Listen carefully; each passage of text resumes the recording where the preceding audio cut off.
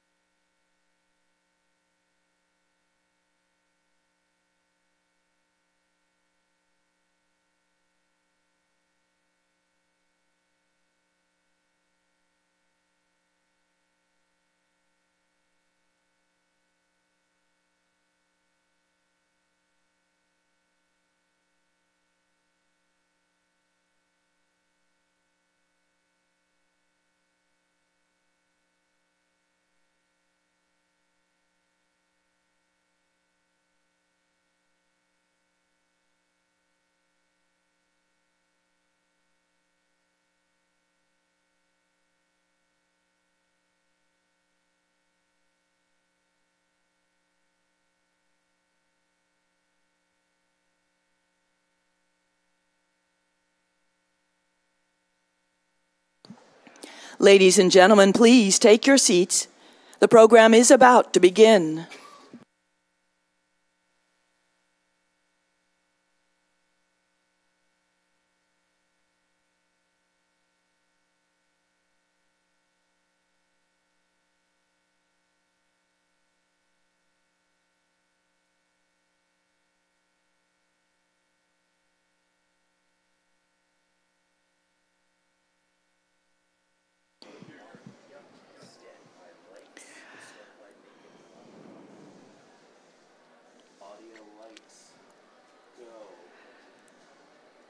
And now, please welcome the Howard University Andrew Rankin Memorial Chapel Choir, under the direction of Ned Lewis, with accompanist Edmund Charles.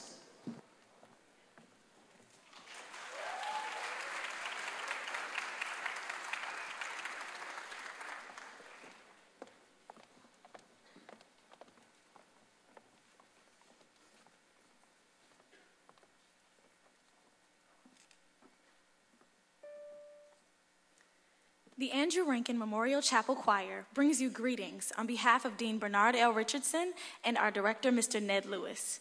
We extend special thanks to Mr. David Bradley, chairman of Atlantic Media, for this invitation, and to the Atlantic staff for their hospitality.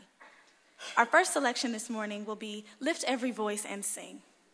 While it is customary to stand for the singing of this anthem, we invite you to remain seated to enjoy this arrangement by Roland Carter. Our closing selection comes at the request of Mr. Bradley, a memorial tribute to the Queen of Soul, Miss Aretha Franklin.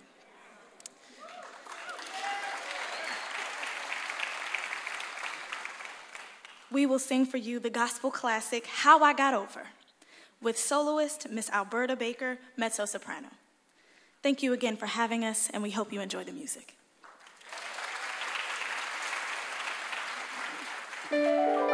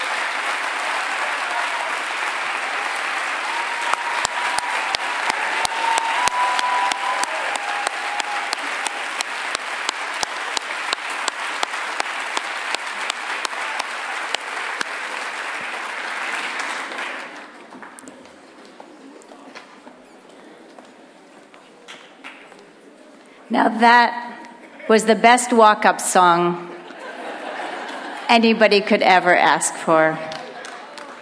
What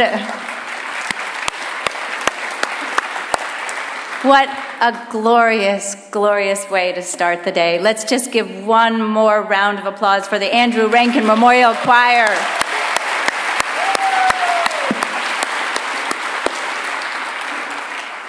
Once again, I'm Margaret Lowe. I am president of AtlanticLIVE, the team that has brought you the festival this week. We have a huge, huge day ahead, so I'm going to be very brief. I just hope on this last day of the festival that you have a magnificent experience.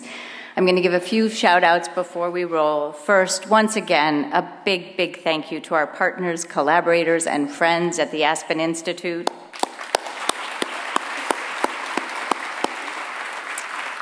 An enormous thank you to our underwriters who make this entire experience possible. They are Booz Allen Hamilton, the Association of American Medical Colleges, AT&T, Caterpillar Foundation, Inova, Intel, Lockheed Martin, Pfizer, the Robert Wood Johnson Foundation, AFLAC, Allstate, the Executive Office of Mayor Muriel Bowser, ExxonMobil, IBM, the MacArthur Foundation, PayPal, US Bank, and United Airlines. Thank you to them so much.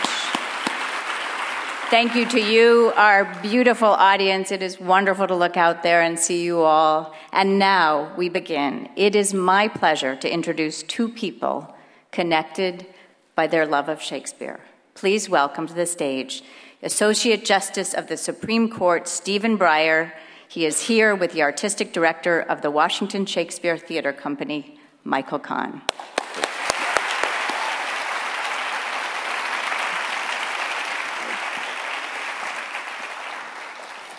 Hi. Well, good morning. I think the reason I've been asked to be on the stage with you is because normally when you're on the stage, I'm out there. Because they probably don't know that every year the Shakespeare Theater Company does now 2 mock trials of plays based on, of trials based on some play that we're doing in which the Lawyers Committee has come up with a subject, an issue in the play that is to be judged or to be discussed by... No, I'm here because you are the producer of this great work of humanity and art, and I am the audience. Well... Thank you. But I would like to talk a little bit just for a second about why would you or Justice Ginsburg or Justice Alito, why would you be interested in coming to a mock trial and talking about Shakespeare and listening to arguments about Shakespeare? Why? Because by having the mock trial and talking about Shakespeare, it suggests we have a relationship with Shakespeare. Good. And that's all to our credit, to have any relationship whatsoever. Well, what is your own personal relationship with Shakespeare? Did you read him? Tell me. Of course, my uncle, who was taught English, and I never took this advice, I should have. Really? When I was 20 years old, he said, memorize Shakespeare. Yeah. I said, really? And he said, yes. He said, because a few years, maybe more than a few, when you are my age now, instead of going through your head, where am I going to have dinner? Did I sleep well last night? Yeah. Instead of that, you have the words of Shakespeare going through your mind, and you'll be surprised what an improvement that is. Well, I know that you quote Shakespeare a lot. I mean, even just now when we're talking, you remember things that, do you quote it in life a lot? The quotes, it's not the quotes. I think it is that I read once, Professor Kittredge, who is a great expert on Shakespeare, said that Shakespeare has every possible person, and the people who are there have all of their emotions, desires, hopes, thoughts, more than they realize they had themselves.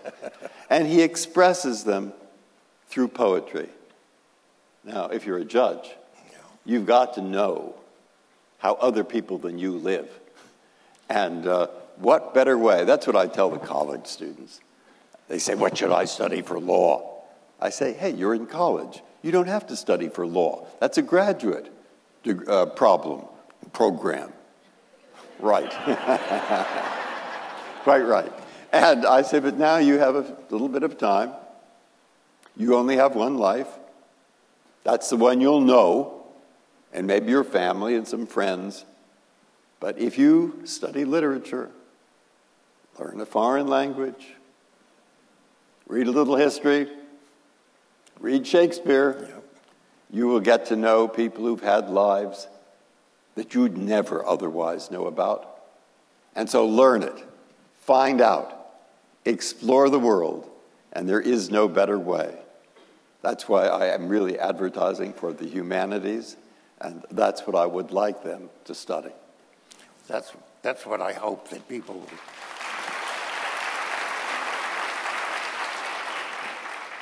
That's what I hope that people will get out of seeing the play. That you will see something, you will see people that you wouldn't meet otherwise. You would hear somebody's problems that you have to understand. And I know that I'm in the middle of, right now, working on a play, Oresteia by Aeschylus. And for the first time in a long time, and maybe partly because I know we were going to have this discussion, certain things in Shakespeare, certain things in this play, which I'd sort of taken for granted, I'm beginning to question what it means. And I was looking at, quotes, and you talked the other day about, what a kind of extraordinary woman Portia is, or what an incredibly intelligent woman Beatrice or Rosalind are. But when I was looking at the quality of Mercy's speech, I realized that I had never really dealt with the difference between judgment and mercy.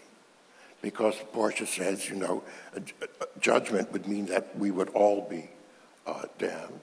So mercy must be involved. So what is that? What does the difference between judgment and mercy mean? You think I'm going to say this better than Shakespeare? Well, you're wrong, because I'm not. Well, but you read the play, and you see. Absolutely strict letter of the law? No, it's not going to work, is it?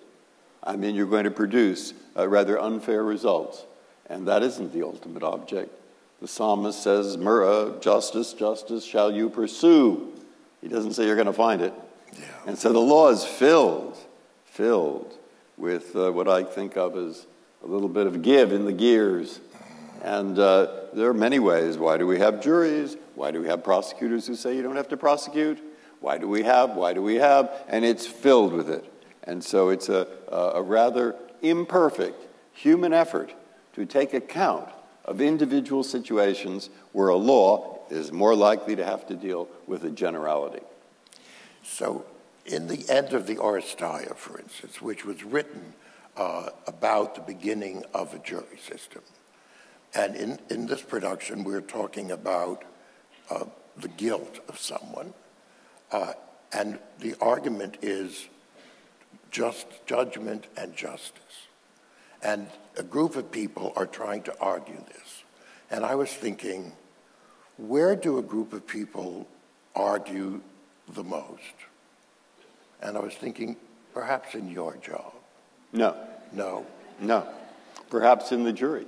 Go to see this great movie, 12 Angry Men, the Sidney Lumet movie. And there you see, we don't send people to prison, we hope, without 12 of their peers, not 12 judges, but 12 of their peers reaching a judgment that they have been guilty of a crime beyond a reasonable doubt.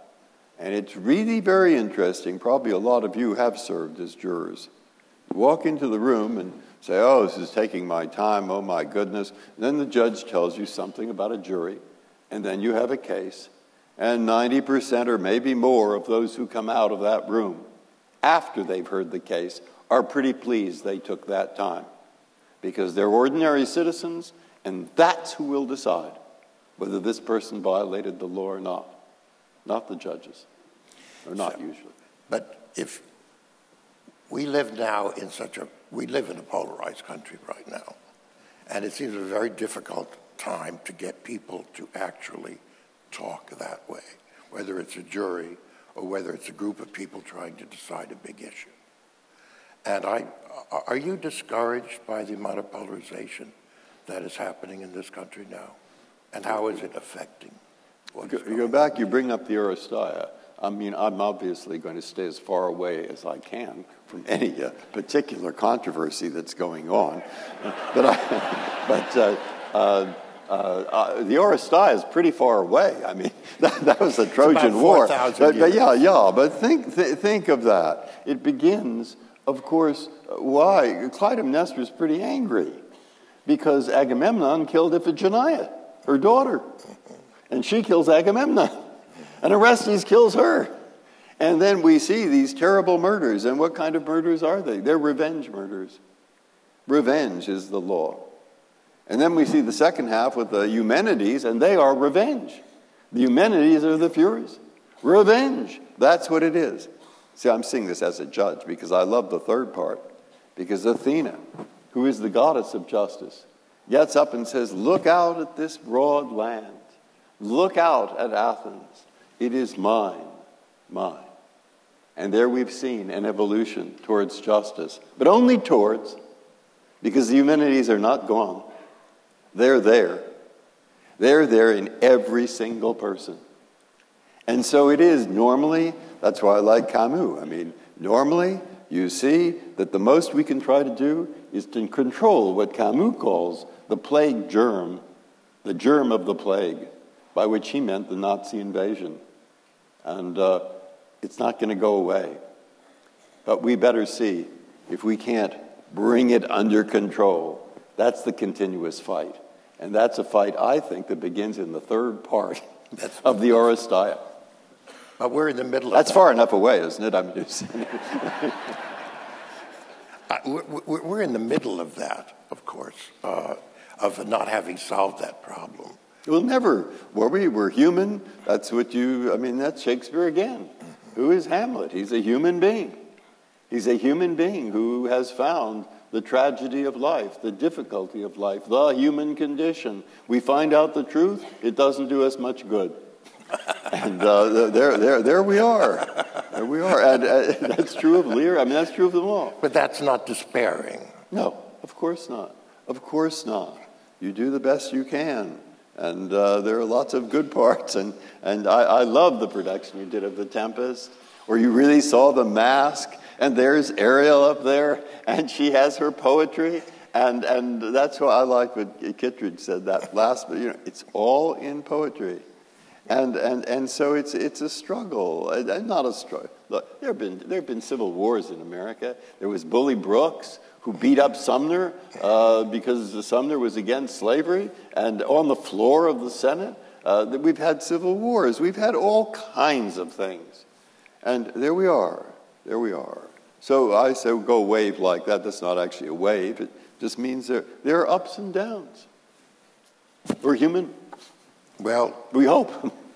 I would say one thing, though, is, about being human is you all, I found the justices to be very good actors. That's an interesting point. Yes. And I know that we used to put an evening, a play where you would be in a play, and you were the bailiff, I know, in Peer Gynt. In that production, Justice Ginsburg asked if she could be a troll. She's not. She's definitely not. No, she was actually miscasting herself. But in when we were doing Henry VI, which you were also in, Justice Ginsburg asked if she could play Jack the Butcher. And it was a sort of modern dress production. She put on a sort of one of those bandanas around her head, And I wondered, why did she want to play Jack the Butcher? And then, of course, he had just come from Iowa, by the way, and had a sort of difficult time with the press. And all of a sudden, in that scene, she says, "But first, let's kill the lawyers." And that got a big laugh. And then she added, "and the press, too." Why is that? Why do people laugh? Because they have this love-hate relation with the lawyers. On the one hand, he says that because he's trying to produce chaos. That's right. He's trying to produce a revolution that will be chaos. And so people know, well, we need them. We need the law. We need this institution that has as an object, which it will never fully achieve, helping people to live together in society in a way that will allow us peacefully to bring out the benefits of a social life. Now, that sounds awfully abstract, and yet that is the kind of job that lawyers have to do. But they're doing it not necessarily. They may not think this, but they're not doing it just for themselves. They're doing it because, contrary to popular belief, of the 320 million people in the United States of America, 319 million are not lawyers.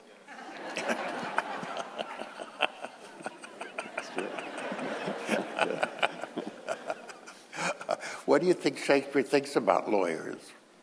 A necessary part. And what does he think about anyone? What does he think about the person who is sharpening the sword? What does he think about the person who is out there keeping the farm or living in the woods? Or he sees their humanity, whatever they are doing, and begins to understand the pros and cons of their jobs, and begins to understand how these other people doing some other things are going to affect them.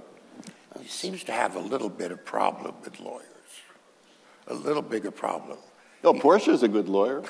Well, Portia becomes a lawyer. I don't know how she even gets into the court as far as that goes. That's what every lawyer wonders. You know, have you ever seen a production, though, of Shakespeare or maybe any other play that when you come into the play and you have ideas about life and about things you believe and about the way things should be, and you've seen a play and something in that play makes you think and perhaps change something you were feeling before you walked in? Well, I'll take a great risk. I don't know, change or not change. A great risk, take a contemporary problem. Yeah. You want to, because there are women's literature courses, which there weren't when I was in college. And so when I talk to the students again, I'd say, ask the woman or man who is teaching the course if he's read Euripides, the Trojan Women. And suddenly you see, because I had read it not too long ago, you see Hecuba. If Shakespeare had seen that play, which I suspect he hadn't, he wouldn't have said, what's he to Hecuba or Hecuba to him? I mean, this is something, and she's being about to be carried off into slavery. Anyone, a woman who has fallen in love with a man who is perhaps not the greatest genius in the world, though she is, and how did this happen? Go see Laurence Olivier. See Laurence Olivier in As You Like It, where the wrestler, Dominic, but she's going to teach him. That's all right. Oh, yeah. And you see the same thing in Groundhog Day. And you see exactly the same thing in Benedict and Beatrice.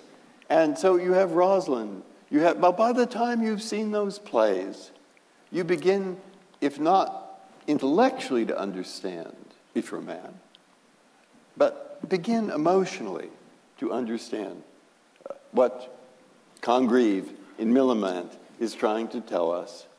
And so, of course, plays change your life. Even if you know something theoretically to begin with, you begin to understand how a person different from you might be able to deal with a problem different from yours. You relate to it intellectually, but now you can begin to see it emotionally. And Shakespeare does that all the time.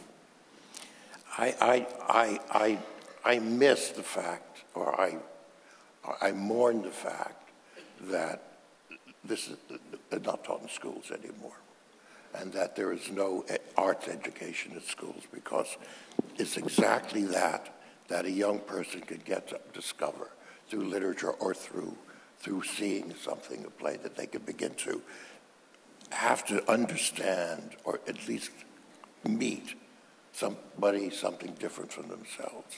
And that even if in a school, if you're in a band, you have to learn how to work with each other, that you're part of a whole, that you also have discipline and practice. If you're in an art class, you look at something and you perhaps look at something differently, and you look at it up close and it looks like one thing, and then you move far away and it's different. And that's something to think about people. And in the theater, you always have to, begin to identify with somebody who is the other. And for someone that works in the theater, that's pretty much why I get up in the morning, is to hope that something that we do on this stage or another stage will actually in some way illuminate something about our condition. And I assume that that's pretty much why you get up in the morning. And even Caliban, yes, down deep. And there's something. And if you go back to grade school, I wonder if they still, I'm slightly horrified if they don't teach literature, if they don't at least have a Shakespeare play somewhere. But also, you mentioned another point. I mean, when I had Mrs. Squataquatza in the 5th grade, who was one of the things she did, because we had to learn, the history of San Francisco, that's where I grew up, and also all the things that are going on in San Francisco. But she had groups of, say, 4 or 5, and you worked on a project, and you got a single grade. And I always thought that was important. Yeah.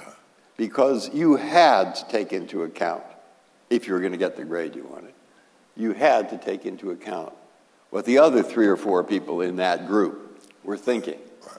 And so I thought, that's a part of education. Later, I've thought, that's a part of American education that helps us do what I still think we're pretty good at doing, which is getting people who don't agree with us, and when you get really down to it, we can work with them. We can get them together. And believe me, if you deal on a court where people think quite different things, you better listen, and you better understand that they are coming perhaps from a slightly different place, but we have the same problems. We have the same effort to resolve those problems. We're all approaching these legal problems, and most of the time probably we're unanimous, but we're approaching it with a lawyer, a judge's, a human being's point of view, and we will talk this through. And we will try to get as close to unanimity as we can. And that requires listening. And it requires not listening and taking in what the other person is thinking, why they're saying this, and working with that. I learned that from Senator Kennedy. And that, I think, is a terrific thing to end our conversation with. Thank you very much.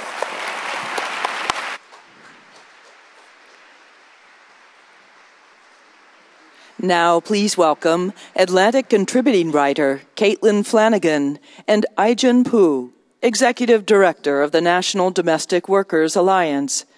They're here with Mary Louise Kelly, co-host of NPR's All Things Considered. Good morning. Good morning, everybody. Justice Breyer just very wisely stayed away from the news unfolding a few blocks away from us today. We're not going to. We're going to dive right in. I knew that this would be a timely conversation to be having. I don't think any of us could have predicted quite the national debate that we would be engaged in this week today about women and assault and rage and truth. So I want to start there and throw a question, just a quick response from both of you. Where are we in the arc of Me Too? Where does this Kavanaugh, Christine Blasey Ford moment sit? I mean, if Harvey Weinstein was a bookend kind of exactly a year ago, are we at the end of Act 1? Are we at the start of Act 2? Where do things stand? Ai-jen. Well, I think that thanks to the long-standing leadership of women like Tarana Burke and Anita Hill and Monica Ramirez, and over the course of the last year, the incredible courage on the part of thousands of survivors who've come forward to speak their truths, we're finally having a cultural conversation about the reality of sexual assault and harassment in our society, a truth-telling that is so long overdue and so profound. And we're starting to see leaders in the private sector and in government really respond to that truth-telling and seek out solutions. And I think what we're seeing, unfortunately, in the Senate right now is leaders trying to take us in the exact opposite direction. And a real response on the part of women and survivors all over the country to say, no, we won't go back. We're going to continue to take this forward. Caitlin, where are we in the arc of Me Too? Well, being 56, I see the arc beginning even before the current Me Too movement to sort of 35 years ago when women said this is a big problem, it's acquaintance rape or assault of the kind that she's describing. And so women got together, feminist women got together and created the idea of date rape, and courts quickly heard cases on it and said, yeah, the man can't force sex just because it's a social event, a party, or a date. And a long time has passed, and by now I would have thought, well, that problem got solved. But it seems like it hasn't been solved at all. So I want to have a positive feeling in this moment, but I think it's a really big moment because I think a lot of people are saying, well, does it count? Does it matter? Or does it not matter to you? I mean, I've also been trying to search out and cling to something positive in what has been a really painful last week, whatever your politics. And let me put this maybe somewhat controversial idea to you both.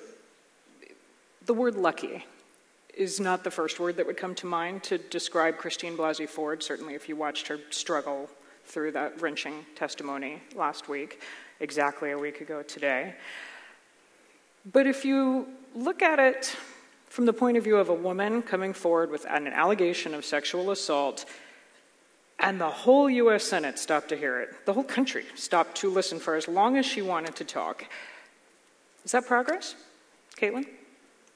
Well, it's interesting, so many people brought up the point that she seemed to be so kind of grateful to be there and so polite, and that maybe that was a gendered thing, that women have to behave a certain way to be heard. And I think that was part of it. But I thought what was so magnificent about it, her presentation, was she kind of reintroduced all of public life to the old-fashioned idea of humility. And she did have a big ask. She didn't have witnesses. She didn't have evidence beyond her own testimony. She didn't know it. So there was reason for her to be humble. And so she just sat there and had this truth that was just, to me, it was undeniable. I'm 100% certain. I remember them laughing at me when I was struggling and afraid.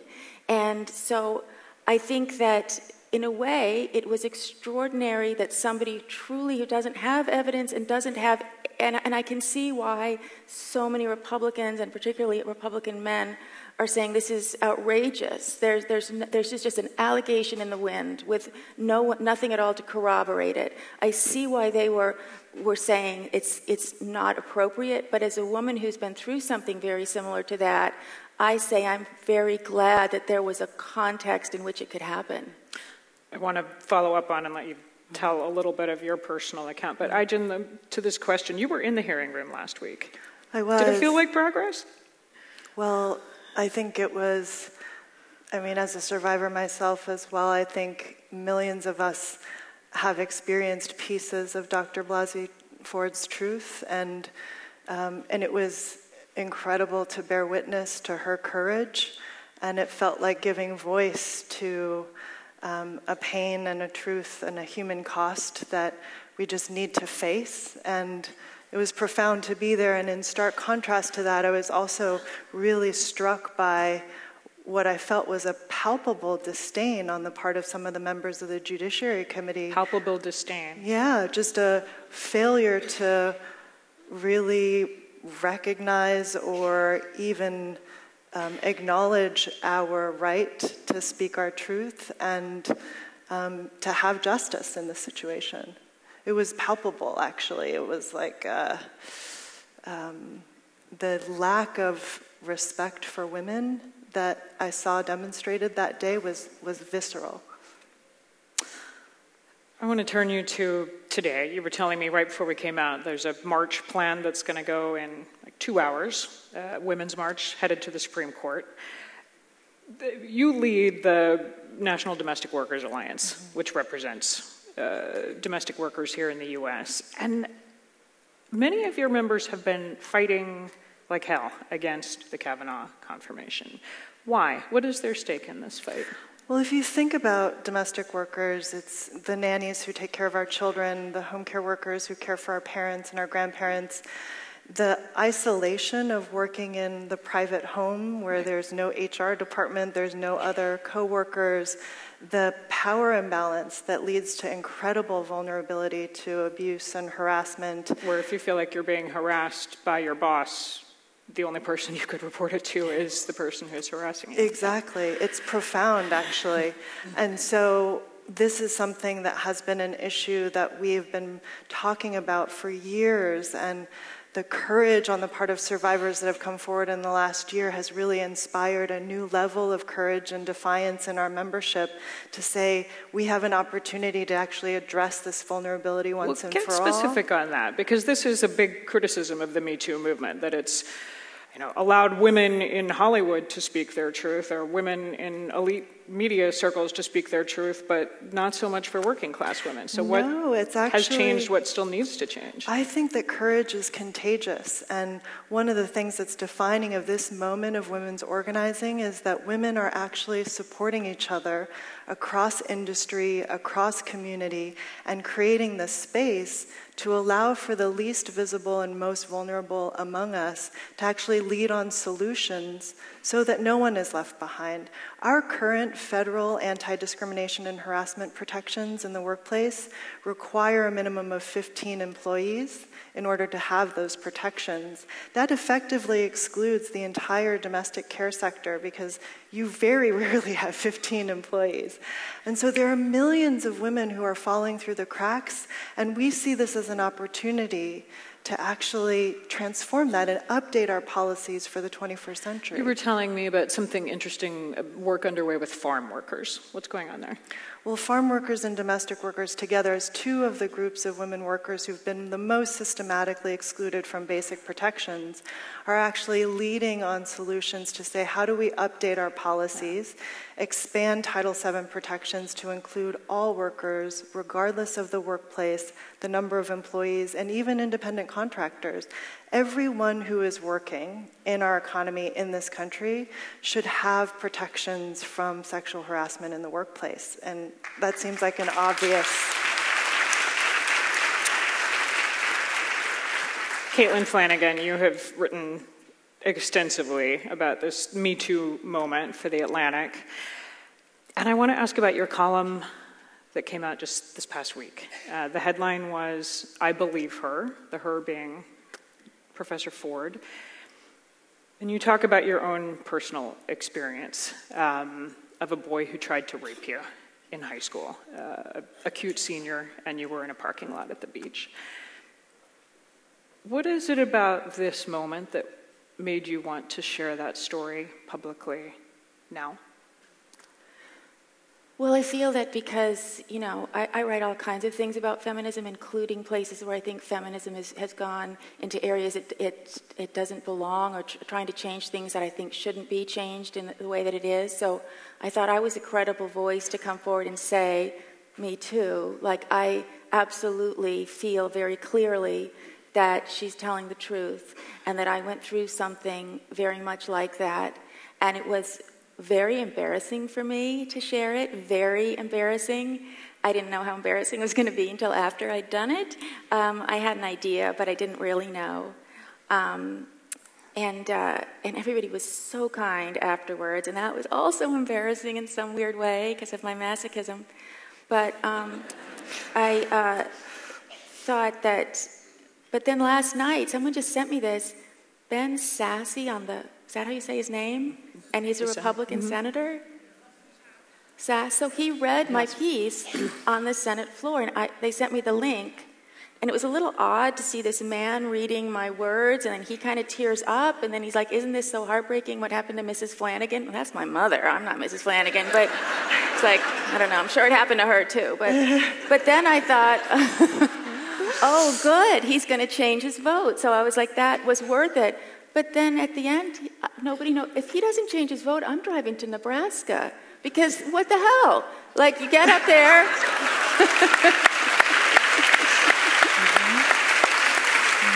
I'm going to really feel that he used me, you know? I really will feel that and maybe he's going to change his vote, and then I'm going to be like, yeah, Nebraska. But if he just You got to call him and make this case. Okay. Yeah, get out there. I just felt for him to read that and to tear up about Mrs. Flanagan, and then not to change the vote. I would feel exploited by that. I don't know. We're all exploited by something. But now this new man I don't know nothing about, I feel exploited by. I think what interested me was the direction you took the essay where you wrote about this, which was to explore forgiveness and redemption and, you know, frame it as a question: should something a 17-year-old boy did prevent him from being confirmed as a Supreme Court justice at the age of 53, which is a live question in the U.S. Senate today, a few blocks from here. You write about that the boy in your case wrote you an apology in your yearbook. What did he say? Yeah, he wrote a very heartfelt apology. I think he took me to a beach and he did really try to rape me, and it was really it was a fight and it was awful. But then in my yearbook, he wrote this it was a really weird place for such a heartfelt communication, that he felt it was entirely his fault. He had great respect for me. He thought I would succeed in life. He saw that I was a smart person. And 2 years later, he came to me again to apologize. And it was so powerful because we didn't have the idea of date rape at that time. And so for him to say this had nothing to do with you, and you are a smart person, and you will be a successful person. And that was, he didn't say, oh, you're a pretty girl. He said, you're a smart person, and you'll be a successful person, and I made a mistake. That had such weight for me, and it allowed me to, I thought I was more over it until I went on the Daily and started crying about it, but it really carried a lot of value for me that he owned that, and he apologized, and he said this had nothing, you made no mistakes. So I'm struck by, you know, Judge Kavanaugh and I are both Catholics. It's like, you know, a forgiveness, apology, grace, all of that. I see none of that, but I don't know, maybe he didn't do it, so I'm not certain. And so where did you land on this question of, should something that happened at age 17 have these kind of consequences at age 53? Oh, of course. You know, for those two guys, it probably was just a lark, a funny thing. Oh, one more drunken, crazy incident on a night of drunken, crazy incidents. And for her, it's lasted her whole life. And the weight is so different. Mm-hmm. You know, a funny little thing that you do with your buddy, and then you do something else, versus her whole life being traumatized by this. I think absolutely it should be something to preclude you if you haven't done any kind of time or penance in any way. I think, sure, that's something I would say disqualifies you from a lot of positions. But just to push back and give you both a quick chance at this one, as you just said, there's not a lot of corroborating evidence. I mean, we'll see, maybe, we'll get some sense of what this FBI supplemental investigation found or didn't find. The White House has already put out, they say they think there's nothing in there that's disqualifying and the vote should go ahead. That's to be expected, that would be the White House position. But, I mean, that's the question in a lot of Republicans' minds. So how do you get at that if there's not corroboration, if there's not evidence? Hi, Jen. Well, this makes me think of two things. One is my friend Brian Stevenson, who works on criminal justice issues, often talks about truth and reconciliation, that yes, we need both, and it's sequential, that we need truth before we can get to reconciliation. And I think we need to have a collective truth-telling and a real honest conversation about what is happening in our country, the severe and toxic power imbalance that leaves women so vulnerable to sexual violence and harassment. And I also think that longer term, we need to talk about masculinity, that there needs to be a vision for masculinity and strength inside of masculinity that doesn't come at the expense of women. This is not a partisan issue. This is actually a question of what kind of world we want to bring our children and our grandchildren into, and also now about the sanctity of our democratic institutions. You've just said a bunch of things I want to follow on, but we need to wrap. So let me end here. If I asked each of you for one word that captures how you're feeling about this moment, where you are at, what would that word be? Sad. Sad. Sad. Not hopeful. Ai-jen? In this very moment, I am incredibly nervous and fearful of what might happen. I think we are in a profound moral choice point. And I am calling on every member of the Senate to understand the incredible generational weight of this moral choice point. And all of us in this room. It is profound, this moment that we're in, and has implications for women and our children, all children, for generations to come. Ai-jen Poo, Caitlin Flanagan, thank you.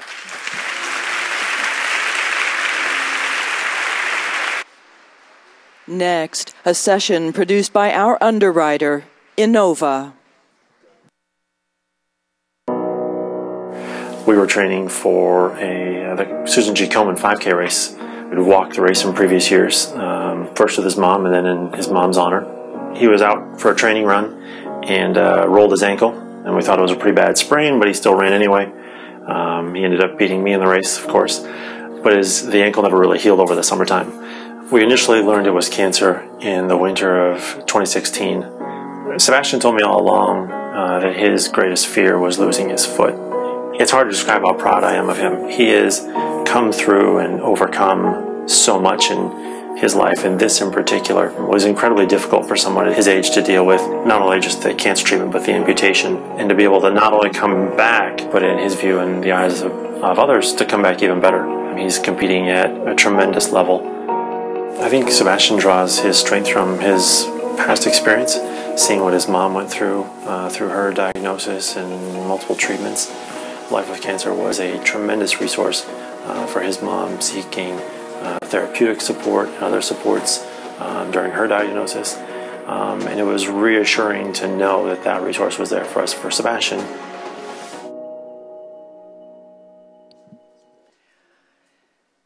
Please welcome Milton Brown, Director of the Innova Center for Drug Discovery, Tim Cannon, Director of the Innova Molecular Tumor Board, Michael Eggy is the founder of OS Therapies, and Sage Bolte is the president of the Innova Health Foundation.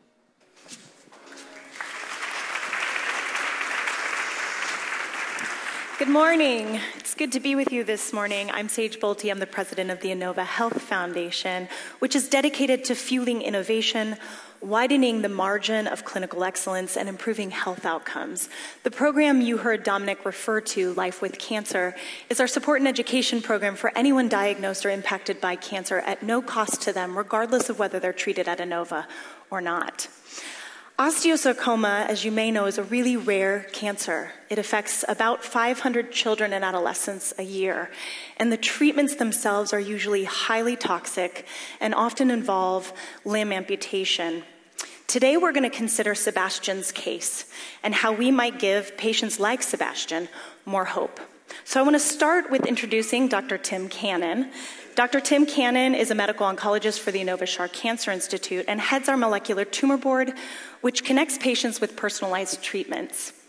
Dr. Cannon, can you explain how precision medicine is changing cancer treatments? Yes, Sage. So when I started training in oncology, our treatment paradigms were very simple. If somebody had pancreatic cancer or colon cancer, we did chemotherapy A until it didn't work, and then we moved on to chemotherapy B. We understood that every cancer was a little bit different and had unique characteristics, but we really had no way to know what the DNA, RNA, or protein changes causing or driving the tumor really were. Things have changed a lot recently. The Human Genome Project's been completed. We now have commercially available ways of sequencing someone's tumor and finding out what really is driving that tumor, and we're more interested in targeting these changes. To describe this general change in philosophy in cancer care, we use the very broad term personalized medicine, and the meaning is that one size doesn't really fit all. We want to find out more about the individual tumor and give a treatment that damages the tumor more and damages the person less. Personalized medicine is being delivered in many new and exciting ways. And Sage, we actually have people in our clinic that are getting pills for pancreatic cancer, which was unimaginable to me, a decade ago. I wish we were able to give them to all of our patients, and not everybody has a match for a targeted therapy now. In fact, most people don't. But we're moving quickly to change that. Sebastian, he was treated with chemotherapy and surgery. That's a great treatment, but it's also the same treatment we've been doing for 30 and 40 years, and we really need better drugs. We need people like Dr. Brown to help us create drugs that work better and have less toxic side effects. Agree. And one of the unique things that's happening at Inova is Dr. Brown's science is helping inform the direct care we're able to provide patient, from lab to patient care. So I want to introduce Dr. Milton Brown, who is bringing these therapies to reality as the director of Inova Center for Drug Discovery and Development. Dr. Brown. Thank you, Sage. We're in an exciting time at Inova Shah Cancer Institute, where we've taken philanthropic funds and we've created a center that we will develop new medicines. We're focusing chemistry and biology on problems that come directly from our clinic to develop these new therapies that will be impactful and, as Tim described, safe and individualized for patients that need this care. It's an exciting time for us. Yeah, it sure is. And a hospital like Inova is perfectly positioned for this kind of innovation. Can you speak just briefly about the lab that you've created to help inform the science behind what we're doing? So we've built the infrastructure of the lab right in the hospital environment. This is a very unique type of strategy. And some of the things that inhibit us are the lack of cells and tissues for us to study specific disease types. But we have the infrastructure now to begin to focus our efforts on these new therapeutics. It's exciting. It is exciting. Thank you. And I'd like to introduce our next speaker, who is someone that has been working diligently and fiercely on that challenge. Michael Eggy is an attorney here in Washington whose daughter Olivia was diagnosed with osteosarcoma in February 2017. Michael. Thank you, Sage. When my daughter Olivia was diagnosed with osteosarcoma, I scrambled to learn everything I could. The first thing I learned is that osteosarcoma is a desperate space. There's been no new treatments in the United States in over 30 years. Yeah. I also learned how important genomics is, and in particular how ripe the ground is for personalized medicine, as Dr. Cannon was pointing out. Unfortunately, I found that many personalized treatments for rare cancers sit on the shelf because of the costs of development. One of those treatments is a vaccine that provokes a immune response, a targeted immune response to HER2 positive osteosarcoma tumors. That vaccine, the development was put on a shelf. It was put on hold for lack of funds. I helped found a company, OS Therapies, to license and develop this treatment. My daughter Olivia sits on the board of OS Therapies to give it a true patient and, I pray, survivor's perspective. We're working with the National Cancer Institute and are raising both philanthropic and capital venture funding to bring this treatment to patients. If all goes well, our hope is to start phase 2 clinical trials next year. We're also working with a group of researchers on a second targeted therapy that we hope to in-license from Novartis. As a parent of a child with osteosarcoma, I just can't let a potential life-saving drug sit on the shelf. And we'll do all I can to get it into the lab and to get it into clinical trial. Thank you. Thank you. Thank you, Michael, for sharing your story. You know, we are on the cusp of something great. At Inova, the Nova Shar Cancer Institute, we're really focusing on personalized medicine, bringing the lab and drug discovery to help then bring these drugs that are not necessarily funded, using philanthropic funds to get these drugs into our children and adults' bodies to help them be well with less toxicity. Thank you all for sharing with us in our story. I hope that you will find inspiration as you watch Sebastian's story and see the power of where we're headed and where we can go. As you watch him get back to football and back to racing, he has a bright future ahead of him. Thank you. 2 years ago, I started having issues with my ankle. I was training for a 5K then. It progressively got worse, and eventually I got diagnosed with osteosarcoma, which is a kind of bone cancer. To treat that, I had to do a year of chemotherapy, and I had to have my left foot amputated. And I've been in a prosthetic now, helping me walk for a while, and I got one that helps me run about a month ago. Well, I had really great support from my friends and family, and they really helped me get through everything. Well, I always just thought about getting back to playing football, which was always my main goal. So everything I did was me working towards that. 2 weeks ago, I was actually able to go out for the coin toss at the Redskins game. Alex Ovechkin was also out there. I've learned not to take things for granted. No matter what I'm going through, I know it could always be a lot worse. I want to make sure that people know that cancer is beatable and that it's not just some scary thing. Next, welcome Rick Ridgway, Patagonia's Vice President of Public Engagement. Here with the Atlantic's Matt Thompson.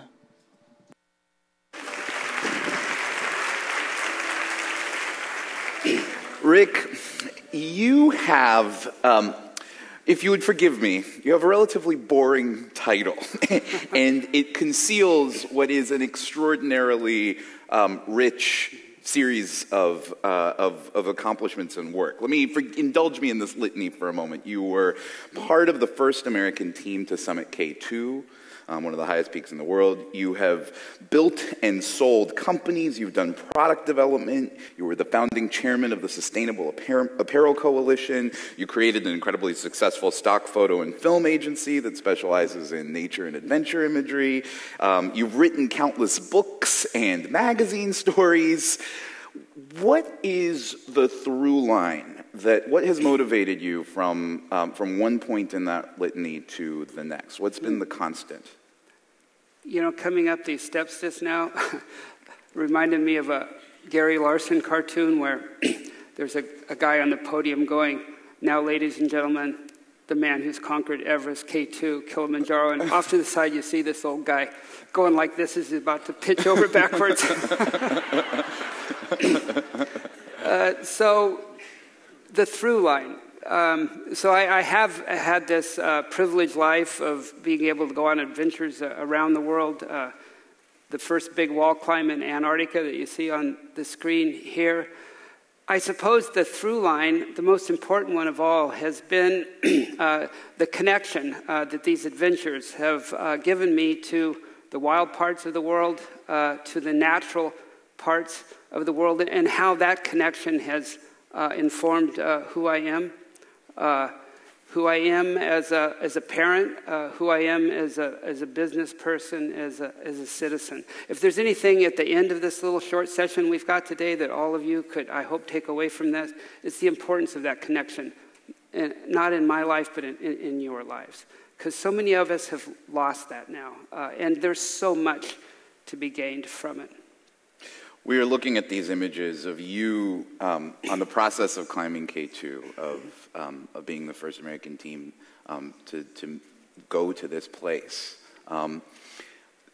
It's 40 years since that trip. What do you find when you go to a place where so few humans have been? Well, you know, back when we climbed K2 in 1978, as you said, over just now 40 years ago. And now it's considered, of the high altitude mountains in the world, the hardest mountain in the world to climb. And it's just a good thing we didn't know that back then. But that's actually a serious comment, because it represents the limits that all of us can place on ourselves, if we think in terms of barriers instead of opportunities. So I took so many lessons from the high altitude that I brought home to sea level from that climb of K2 and applied to my life all those 4 decades ago. Obviously, I learned what tenacity can do. I learned about, not so much taking risks. People think you're a climber, you're a risk taker, but climbers learn to manage risk. And when you take those lessons and break them back home and apply them to your job, that can do extraordinary things. But again, the most important lessons of all were those connections to nature. Of these achievements, this litany of things that I've done, there's one that just happened that's really cool. I am going into the Guinness Book of World Records with my climbing partner who took that photograph of me that you're looking at, because shortly before he took that shot, right there on that day, we were paused on the climb when a cloud of butterflies came by and landed in the snow. We were at 23,500 feet. And we took some pictures of them, and I put it in the book I wrote about the climb. And just a few months ago, some entomologists were reading that book, and they asked us if we had a photograph of the butterfly, and we sent it to them. They named the species, and we're going into the book of records for the highest recorded sighting of an insect in history. Yeah. Before we talk about Patagonia, the company, I wanted to ask you about Patagonia, the place. Mm-hmm. You've been there enough to see it evolve from a relatively remote and untrammeled place to one that's drawn a lot of tourism. What has been lost or gained in that transition? Well, Again, our little interview here needs to be about Yvonne Chouinard, the founder of Patagonia, more than me. And the company's called Patagonia because in 1968, Yvonne went on a climb there with his partner, Doug Tompkins, who founded the North Face, to do what then was only the third ascent of Fitzroy, one of the most emblematic peaks in Patagonia. And it took them 2 months to climb the mountain. They drove an old Ford van from California to Patagonia. That took 6 months. And the experiences from that climb directly informed how Doug formed the North Face and later the clothing company Esprit, and how Yvonne founded Patagonia. And in fact, that's why the company's called Patagonia. That peak on your label or your jacket is Fitzroy. And it was the inspiration from that trip that guided the lives of both of those people. And it was going back to this place that we all fell in love with and seeing what happened to it over the interim decades since the late 60s, where we've witnessed grasslands actually turn into deserts. We've witnessed forests being clear-cut of beech trees that will take generations to regrow if they ever do. And I think most astounding in our own lifetimes, it's witnessing the disappearance of the glaciers that we climbed when we were kids, that now are no longer there. And when you witness geologic change in human time, it can be so profound, it is so profound that you've just, as an individual, got to do something about it. And if you're in business, as Yvonne has done, you use your business as a tool and an agent for environmental protection. And that is ultimately the origin of it, the origin of that commitment. Let's talk about Bears Ears. A big focus of Patagonia, the company's recent activism, has been around the Bears Ears monument, which was significantly expanded under the Obama administration and then contracted again under the Trump administration. Now, Patagonia has taken the Trump administration to court over the reduction in Bears Ears.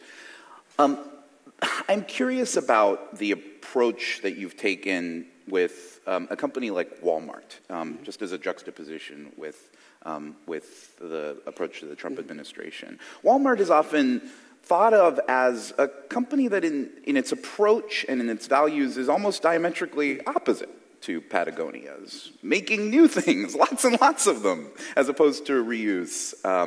And yet you've partnered with them. But you've taken a very hard line as a company, and your CEO has taken a very hard line on the Trump administration. Even Chouinard has called it evil government.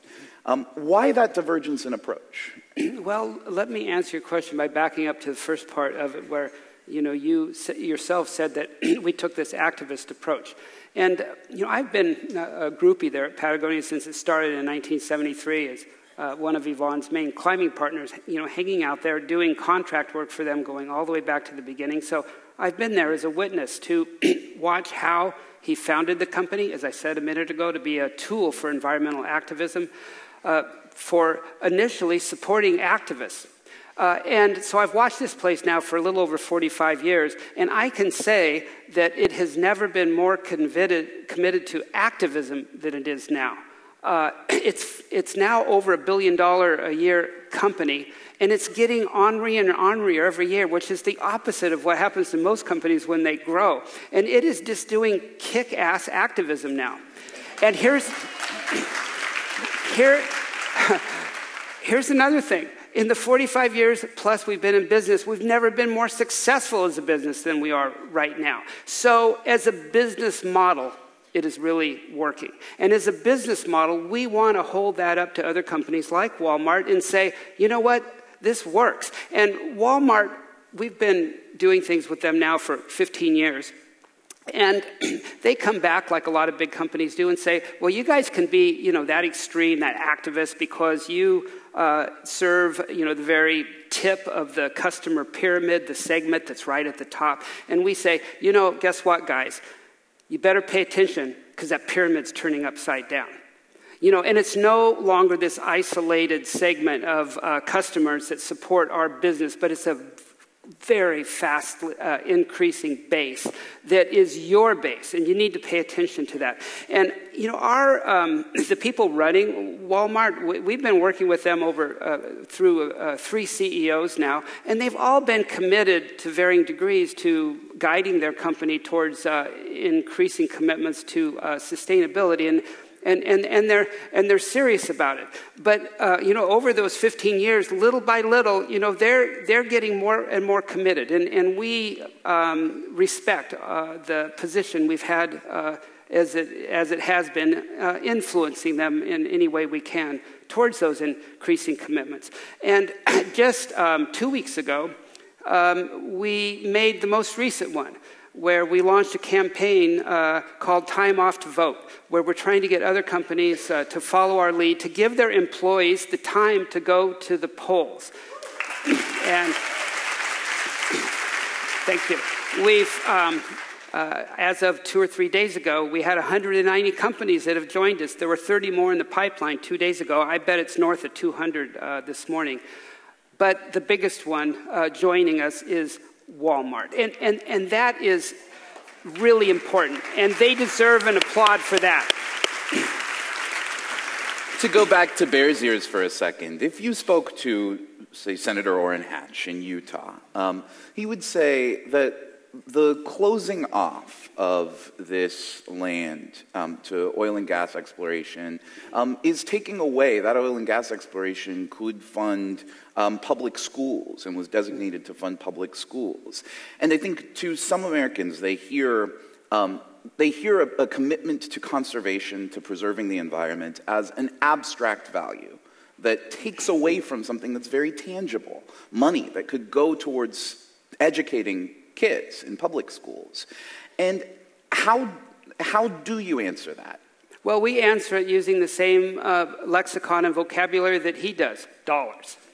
And we can make a very defensible argument that keeping Bears Ears protected will add more economic value than cutting it off, reducing it in size, and selling it off to the highest bidder in the extractive industry and mining, in oil and mining industries. And that is a very defensible argument. Our industry, the outdoor industry, collectively adds to the GNP of the country $870 billion a year. We are an enormously influential industry that creates tens of thousands of jobs in the areas around the protected areas. And the region in Utah immediately adjacent to Bears Ears is a very good example of that, where the small towns like Boulder, Utah, are actually enjoying an economic boom because of the expansion of Bears Ears and its neighbor, Escalante National Park. So we can make an argument for that supports our lawsuit against this current administration to reduce the size of those two monuments. Do you worry at all that the boldness of your advocacy and of your CEO's rhetoric to call the Trump administration an evil government, for example, do you worry that that contributes to a political divergence that's harmful? We do, and we should all be worried about that.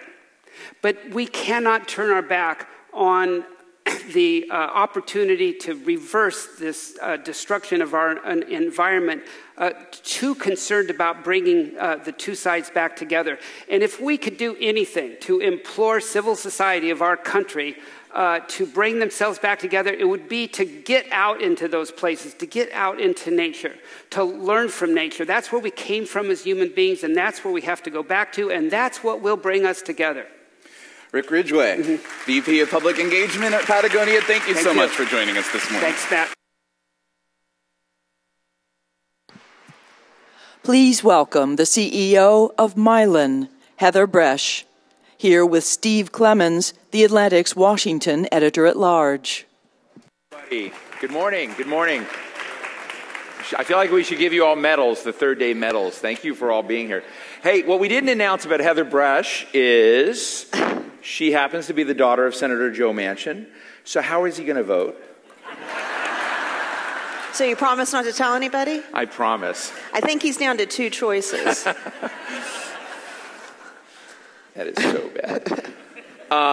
Heather, let me ask you, you went through an ordeal where with the EpiPen crisis and whatnot, you became the face of drug pricing, high costs, this big debate. And it's healthcare today is really evolving as a major election issue in both this election as definitely as we look at 2020. And I'm interested in whether, given now that people know you, how do you feel about that becoming an election issue? How do you feel about that pressure? So look, I said 2 years ago that if EpiPen could serve as a catalyst to help illuminate the issues in the system, and we could work towards a solution, then it will have been worth it. And I still mean that today. And I think 2 years later, there's been much more robust dialogue. I won't say that we fixed it, and that's why it's an election issue. And it's going to it's going to remain an election issue until we fix the root of the issue. We keep putting a Band-Aid on a bullet hole, and the constituents are going to continue to suffer at the pharmacy counter, to have inefficient healthcare delivery, and we've got to evolve. And so I think the discussion has absolutely evolved, and it needs to continue. We now need to evolve to really fixing something that's, kind of stuck in a draconian system that really never put the patient first. We isolated the patient as a consumer, and we need to put the patient as a consumer. It needs to be market-driven, it needs to be understandable, it needs to be efficient. Wow. So Donald Trump comes in, wants to get drug prices lower, wants to have more access, he says. What do you think, and I know you've spoken to him about this, what do you think we're not doing today that we need to do? You hear a lot about transparency, and I've spent a lot of time, obviously, after going through what transparency of prices, transparency of drugs. of pricing, and just how it works. I think that who do we blame on the high price of drugs? Who's the villain in the story? I know we like villains. We like blood on the street, especially in this town. Okay, who's the hero in the story? There's not a hero. There's not a villain or a hero. It would be asking, why is our education system outdated? Who are you blaming for that? It's been a system that it's evolved for 30 years, and what has happened, what dramatically changed, and nothing kept up with it, is going into high deductible plans, which people rightly so don't really understand what that means. They're trying to keep a premium low, and that therefore puts a huge out-of-pocket spend, and they're facing these prices that were never meant for a person to pay. We never put the patient, you were supposed to have a copay, you were supposed to have limited exposure. So it's, let me ask you this, because I've thought a lot about how do we continue to articulate that there's not a person, there's no one to point a finger at. That's why it's difficult to solve for, because we don't like to take a whole lot of time to figure out the issue. You can only fix something if you know the problem. No, but I know you went on to Morning Joe and with Joe Scarborough and Mika Brzezinski, who asked you pretty much who's the villain too. You gave them a chart. Say, here are the drug companies, and we're the known faces. Then there are the pharmacy benefit managers, and then there's the other distributors. And you gave, it was the first time I had seen an ecosystem where everybody had their was getting a slice of the action, right? It was the mafia, right? So when you look at that and you're the front, so you're Mylan or you've got a Mylan brand or you're EpiPen, what are these other pieces doing that we're not seeing? Well, I think the first point is you're not seeing them. So, you associate that there's someone making the medicine, inventing, researching, bringing the medicine to market, and then you're receiving it. And you don't realize kind of the complicated web behind the scenes to get from point A to point B, because the reality is it doesn't go from point A to point B. It goes from point A to like point M. And there's a lot of back and forth. And everything had started from a good place. It started from how do we help people manage, administrate pharmacy benefit. Companies have been giving health care as an employee benefit for decades. I think that the ownership of your health needs to become much more individualized. And one of the concepts that, I think really needs to be thought about, does it make sense that employers give health care to a broad brush of employees versus just similar like we did with retirement? I think we could all agree or disagree, is 401k right way to handle retirement? It's probably better than an unfunded liability that you would have had nothing at the end of the day. And companies said, listen, you understand your retirement needs better than I do, we'll match funds. So I would put forth that as an individual, your health, and you should be incentivized to have some skin in the game about, maintaining, being healthy. We also need to recognize that there's, pre-existing conditions, things that you're genetically predisposed to, and we're smart enough to figure that out. So if an employer said, you buy the health insurance for you, your family's needs, I'll match funds, I'll put money into your HSA account, and that way, it's now a market system. Life insurance, car insurance, home insurance. You understand there's some rules of the road, that if you drive too fast and get a ticket, your car insurance is going to go up. Right. If you get a DUI, you're going to get penalized. And I think that we have this sense, healthcare is an absolute right, but it's not an entitlement to live by no rules of the game and have no consequences. And I think that we're struggling as a society to how do we have one of the most inefficient healthcare systems in the world, yet we pay double of anybody else in the world. We rank, I think, 25th or 26th in the last World Health Organization. Do you want a single payer system? No, I don't think single payer. I think that... Wouldn't that simplify things? It simplifies. That doesn't necessarily make it better. Would it make it cheaper? I think you could argue that, yes, it could make it cheaper and not have better results. I would rather see a market-driven system that individuals, that we do what we do best in this country, where we demand the best, we demand it for less, we demand that competition, keep people on their toes, and you want the best, the next best innovation, which totally support. Innovation and access go hand in hand. But what has gotten turned upside down is the consumer's not playing a role in driving that competition. When you walk into a pharmacy and you're looking at over-the-counter medicine, you're deciding what brand. Do you want the generic? Do you want the brand? You're going to pay more if you take the brand. You get to make those decisions, and you understand financially what you're going to put out. If we could make healthcare work in a way that you are responsible and driving that, this market responds pretty rapidly. I mean, you see amazing evolution of technology. I mean, just think of everything from newspapers to everything in our lives has changed dramatically. And if you're not changing, you're being left behind from a digital aspect, from how you run your business. So we need to get away from just it being business and system of running healthcare to, I think, and meeting the needs of individuals and putting that patient first. And look, it's a heavy lift. You are CEO of the second largest generics manufacturer in the world, maybe drug manufacturer in the world, and you're working on biosimilars and other things. I recently interviewed Scott Gottlieb, who wants to greenlight lots more work and development in that. So what's the coolest thing coming down the pike from your Wizard of Oz position that none of us know about that you know about? Again, this is off the record, right? Totally. So I couldn't be more excited about what's in our pipeline, just as a short form, yeah. Like, give us the best stuff. So look, biosimilars, biologics have changed. Do you think biosimilars is a good name? I didn't name it. I would not say, because it already makes you think, well, it's not the same. Right. And this is where I think Dr. Gottlieb has tried to be doing a lot of education around the scientific standards, that these biosimilars are scientifically equivalent. And what I will first say is we've got a great pipeline, great products to bring access and affordability to these important drugs. You know, you look at Humira, you look at some of these drugs that are really changing people's life. Like those kind of drugs. Specifically, we just launched Neulasta. We've got a generic version of Advair coming, which is, you know, a very important product, a very complex product. But here's the problem of where we're headed. We have 90% generic utilization in this country, which has really balanced that innovation and access, and it's worked pretty well. In this new world of complex products, these specialty products, we only have 10 to 15% generic utilization because structurally the system's just not allowing the access.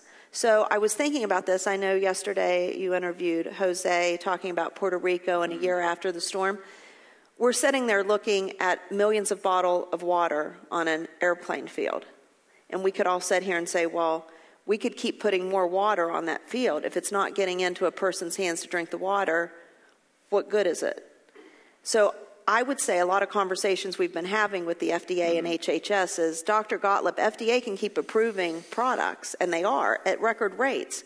If we're not getting it into the hands of the people who need it, the continued approval is not going to mean more access. And I think people, it's hard to make that practical. People don't understand. They say, I don't understand. You get approval, and we launch the product. We do, but there's all this in the middle: formularies, your insurance, everything that's controlling how you get your health care is dictating what you're getting. It's not you, your physician, and your pharmacist anymore. Give me a minute on the president's tariffs. Are they helping you or hurting you? And I don't mean you. Yeah. I mean there generics is not, industry. I would say there's not a big impact on the generics industry right now from a tariff perspective because, you know, look, we are making tens of billions of doses for pennies on the dose. I mean, as a selling price. So that ability to have volume and efficiency and provide that access is at the core of what we do. You've got manufacturers in China and India we have it and all over the world. And, you know, it's not, there's more raw material coming out of China than there is finished dosage form. So as Why you know. Why don't we make more of that in the United States? You know, it became too expensive. To manufacture. We still do. We have one of the largest manufacturing facilities in the world here in the U.S., and you've got to very much have a large-scale operations to be able to absorb that cost. I mean, we've talked about this before, Steve, antibiotics. Strep throat, something that, you know, everyone's treating a child with. We make no antibiotics in this country. So if we had a trade war, and we have no strategic supply of antibiotics, we have no manufacturing capability, I mean, something like that could devastate this country that I don't think that we've given enough thought to. Because again, as you know, as I think this town knows better than anyone, We want to be way at the surface, Right. not take the time to really understand how do we fix it. You can't fix something that you don't understand. And I think these conversations go a long way, hopefully to get people curious about, well, I'd like to know a little bit more about that. I'd like to understand a little bit more about how does it really work. And that's why, I think that we've had the opportunity to somewhat, I think, be validated that there is a complex system, that there's, Right. and it's not working for the patient. Last question. You were the first female CEO of a Fortune 500 biopharmaceutical firm, and I mean, I can't help but ask this. We're in an era of Me Too, of the Kavanaugh vote. Jeff Goldberg asked Hillary Clinton on Tuesday whether she saw a kind of gender war building up. In short form, if you're a woman CEO in this business, are you fighting an uphill battle against the guys? Are you treated differently? I mean, how are you treated in your position today? Mm-hmm. There's no question that I think that women are facing much different obstacles, and I think those obstacles have evolved over time, and I think, thank God we're at a moment where there's transparency there, and women are being heard, not just listen and heard. I think that I've said this for a long time. All of us women could help each other, and we're not going to be able to move the needle because there's not enough of us. It's going to take our fathers, our brothers, our sons, our husbands to respect the role of women in the workplace to make this world work with all the potential that we have. Because right now we're only tapping a little more than half the potential, and we've got big problems to solve, and it's going to take all of us. Ladies and gentlemen, Heather Bresch, CEO of Mylan. Thank you so much.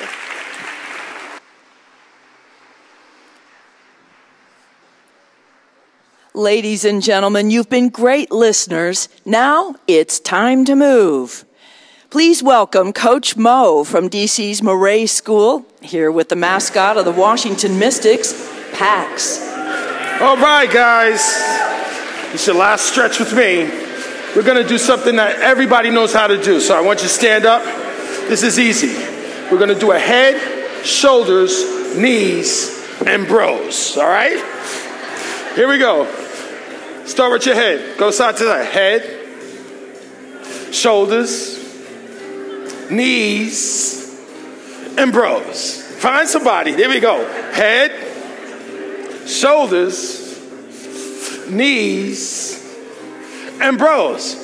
One more time. Head, shoulders, knees, and bros. Now we're going to loosen it up. Get your freestyle on. Get your spin on. Turn it back. Opposite way. We're going to go toes and knees, shoulders, shake your head. Very well done. Do it again. Toes, knees, shoulders, and head. Last one, going the first way we came out. Ready, go. Head, shoulders, knees, find your bro. Excellent. Head, shoulders, knees, bros. Give it up for everybody. Well done, you guys. We'll see you next time. Give it up for Pax. Well done, Pax. See you. Next, welcome Ellen Stofan, the director of the National Air and Space Museum, with the Atlantic's Ross Anderson.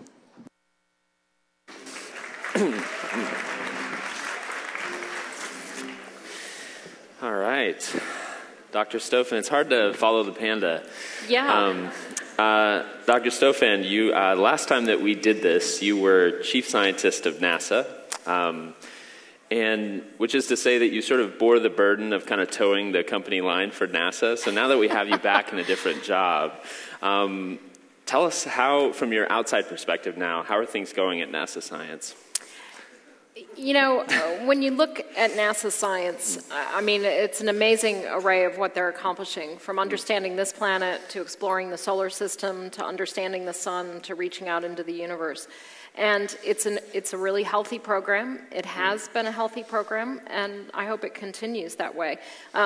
it wasn't a burden to represent, because we were doing exciting things at NASA, and I think they continue to accomplish great things. Has there been any sort of shift in priorities with the change of administrations that you've noticed? No, I really haven't, and it's certainly something that there was a lot of concern about, especially in the realm of earth science, but I've been really pleased to see that NASA continues to have a really healthy program of observing this planet, and that's really critical, because obviously with climate change, huge concerns over, can we understand what's happening on the planet right now, where we see these really clear signs that the climate is changing. This isn't, it is a theory, but it is happening. And I think we've all seen that, especially from these strong, wet hurricanes that we've experienced in the last 2 years. But NASA continues to use its tools in space to really understand this planet and help us understand how it's going to change more in the future. Tell me what interested you about this new job. I will say that being director of the National Air and Space Museum at the Smithsonian is a huge honor and a privilege. And for some who might not have read this before, I actually interned at the museum after my freshman year in college. I was a geology major at the College of William and Mary, and I spent a summer working upstairs at the museum. They have a group called the Center for Earth and Planetary Studies, where we have a group of scientists who study this planet. And I will say at that point, I never dreamed I would ever come back as director. But when I knew that when I heard that the previous director was retiring, I thought, what better platform is there in the world than the world's most visited museum to really inspire that next generation of explorers and innovators? We get over 8 million visitors a year. We have amazing artifacts that really tell the story of this human struggle against gravity. Gravity. Didn't think you would mention that. No. What do you think? I mean, you mentioned that it's the most visited museum. What do you think is so compelling about space for people? I think, again, it goes back to this struggle of innovation, of exploration. And from the Wright brothers in 1903, getting us off the ground for the first time, all the way in actually one human lifetime, we say from Kitty Hawk to the Sea of Tranquility. My museum tells that story, and it's an amazing story. It's an amazing story of American achievement, American ingenuity. It's inspiring. It's the better angels of our nature, this desire to explore, to get off the ground, to go up in space, across the ocean. It's a great story. I am a frequent visitor to both of your museums, the hangar out by Dulles with the shuttle and the Blackbird and the Enola Gay and all the things. And then also, whenever I'm on the mall, I'll duck into the museum on the mall, and I feel comfortable saying this since I know you're mid-renovation, but it started to look a bit shabby, a bit outdated. So tell me, what's in store for this renovation? Well, they were actually looking at the building after the earthquake that affected Washington over 10 years ago, and they were sort of examining the building downtown to see if it had been damaged in the earthquake. And what they discovered was that all the stone panels on the outside of the building were warped and cracked, and they'd been letting water into the structure of the museum for decades. And it had nothing to do with the earthquake. It has a lot to do with the fact they made the panels much thinner than they were supposed to have, and they didn't bracket them properly. So just the building is just in really poor shape. And so we realized we basically have to take all that stone off the outside of the building and almost rebuild the structure around the museum. On the other hand, that gives us the opportunity to say, it's time to renew the interior of the museum. What can we do to tell stories that we haven't been able to tell, bring new artifacts into the museum, and really refresh the content so that we can inspire this next generation of explorers? In addition to this renovation, when you think about the exhibits that you're going to bring in for the next however long you end up being there, will there be a change in emphasis as to what sort of previous exhibits have addressed? Certainly for anybody who comes to the museum 7 years from now when we finish the renovation, they're going to see some very familiar things. The Wright Flyer, the Spirit of St. Louis, the Apollo command module that will come back after a tour that it's on. So their old favorites will be there. Certainly those stories will be there. But we'd also like to tell new stories. For example, a lot of the stories go on the people behind the artifacts. You know, when museums used to put exhibits together, it was always about, here's an artifact, here's an artifact, here's a plane, here's a spacecraft. Now we really want to tell, who were the people who invented these things? Who are the people who designed them? Who are the people that worked on them and used them? Because I think it's the story behind the artifacts that is really what captures people's imaginations. The other thing is, obviously, since the museum opened in 1976, a fair amount of things have happened in both aviation and space exploration. And we want to tell those stories, from the increasing role of the private sector in space exploration to what are the latest innovations in aircraft that we see, like supersonics and hypersonics. You're coming up on one of the most iconic anniversaries in the history of space exploration, 50 years from the moon landing next August, July, somewhere around there. First of all, what do you have planned? And second of all, have you had any fun digging in the archives? Well, you know, it's hard, especially for people of my age, to realize it really has been 50 years since we landed on the moon. That'll be, of course, July 20th of next summer. But what we're really going to do is have an entire year of celebrating the Apollo missions writ large, with, of course, the celebration culminating next July. We're really kicking it off in December, celebrating Apollo 8, which to me is an incredible, meaningful mission, from the fact that it's when they came around the backside of the moon and got that very iconic image of the Earth rising over the moon's surface, the Earthrise image that a lot of people feel actually inspired the environmental movement on the Earth. So we're going to start the celebration around that. We're going to go through the year really talking about the legacy of Apollo. A lot of people don't realize, they focus on the men who actually landed on the moon, but over 400,000 Americans working across the country enabled that incredible feat of going in 8 years from President Kennedy setting a directive to us actually landing on the moon. And so it did take a nation to make it happen. And so we're going to be talking about those stories, but we're also going to look forward. I really don't want this to turn into our best days are behind us. Our best days are in front of us. We're going to go back to the moon. We're going to go send humans to Mars. That's going to happen during our lifetime. And we want to inspire the next generation. I want a young girl who came into my museum to celebrate the 50th anniversary of Apollo. I want her to be the first person to walk on Mars. Yeah.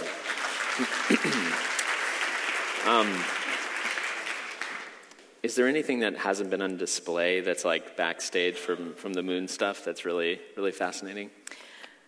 Well, I have to tell you, obviously as the new director, I get to poke around in things. We actually have over 5,500 pieces of art, and we have amazing art, a lot of it from the Apollo era that I've gotten to go back in the art room and look at our absolutely incredible art collection. But the thing that's really affected me the most is, some of you might know, a couple years ago, the museum actually held a Kickstarter campaign to help restore Neil Armstrong's spacesuit that he wore when he walked on the moon. And so we've been in the process. A lot of the inside of the suit was actually deteriorating, so we had to stabilize it, repair it, and get it ready for display. It will go back on display next summer, before July 20th, and it'll be the first time that the whole suit with the helmet will actually be on display. But what was amazing was I got to go into the conservation lab where our conservators were working on the suit, and stand right next to it. And what I loved the most about it was from the knees down, the suit is grimy. I mean, it's just, looks like you just went outside and like we're walking around. It's moon dust. The moon dust is so fine that it's actually embedded in the fabric of the suit.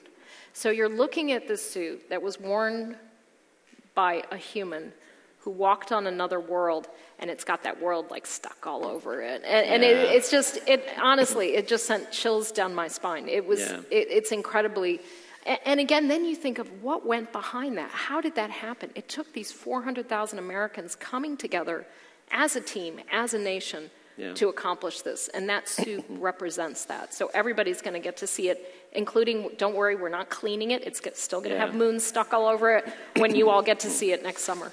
Were you tempted to like put it on or take a selfie with it or anything like that? I behaved myself. No, when I got this job, my kids who are grown up, they're like, can we sit in the space shuttle? I'm like, no. I was recently at the museum in the mall to watch one of the screenings you guys did for the, I guess, is it 50th anniversary of the 2001 A Space Odyssey. And you actually had, for anyone who's seen this movie, that like creepy white room at the very end. You had it on the premises, which I thought was so cool. And I wondered, space exploration has given rise to this really rich culture in popular culture and high culture and low culture. And is the museum going to bring more of that into play? We are, and that was a really fun exhibit that we did. The Barmecide Feast is what that creepy white room is called, and it really was amazing to go stand inside of it. I hope some of you got to go see it while we had it on display.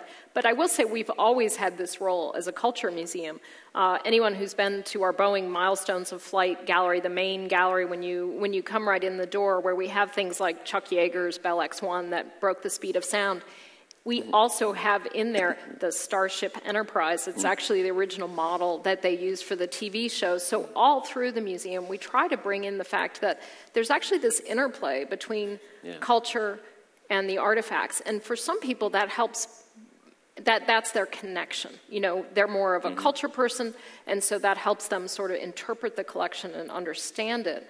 On the other hand, I believe there's this strong, it doesn't just go one way. It's not just that exploration inspires culture, culture inspires exploration. And that's something we hope to continue exploring in the museum. For example, some of you might have heard the last couple of years there's been a tricorder challenge where, obviously that's something from Star Trek, a medical device, but there was a challenge to say, can we actually invent that? So I also feel like science fiction inspires exploration. As you're increasingly seeing space exploration sort of move into the private sector, or certain aspects of it, will your job in sort of collecting artifacts get harder? I think it'll just get more interesting and multifaceted, because obviously for years NASA has been the main source of our artifacts because they've done most of the creation of space artifacts. On the other hand, we've worked for a long time with both private aviators and the aviation industry to collect aviation artifacts from private companies. What I'm hoping is over the next couple years, as I'm reaching out and talking to a lot of commercial companies, is to make sure they understand the value of what they're doing. We're on the verge of actually seeing space tourism become a reality. We're on the verge of seeing private companies actually go to the moon. What they're doing is historic, and I don't want them to be saying, oh, this is our test article, we're going to throw it away or we're going to repurpose it, because for historians, this is the story. That 50 years from now, 100 years from now, I want to be able to tell that story, and I need the artifacts to do that. So I'm going to be twisting a lot of arms in the next couple of years to get those artifacts, which are fun and show this innovation and this teamwork and all these themes that, again, to me, help inspire the next generation. Is there a dream artifact that the museum has never been able to get that you'd love to have? Maybe something on another planet or... A Mars rock? Yeah. Actually, the Natural History Museum has meteorites from Mars, so they already kind of have a Mars rock. Yeah.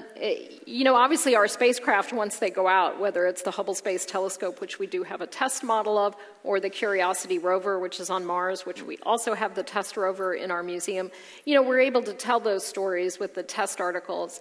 We actually have a camera that was brought back, that was from one of the early uncrewed moon missions. Later, one of the Apollo missions, they actually took the camera off the surveyor that had been sitting on the moon, and that is in our museum. So that's always my goal, is to think to the future, and I want those Mars astronauts to bring back an instrument from the Viking landers that landed on Mars in 1976, and I want that in the museum. Yeah. Dr. Stofan, thank you for being with us. Thank you.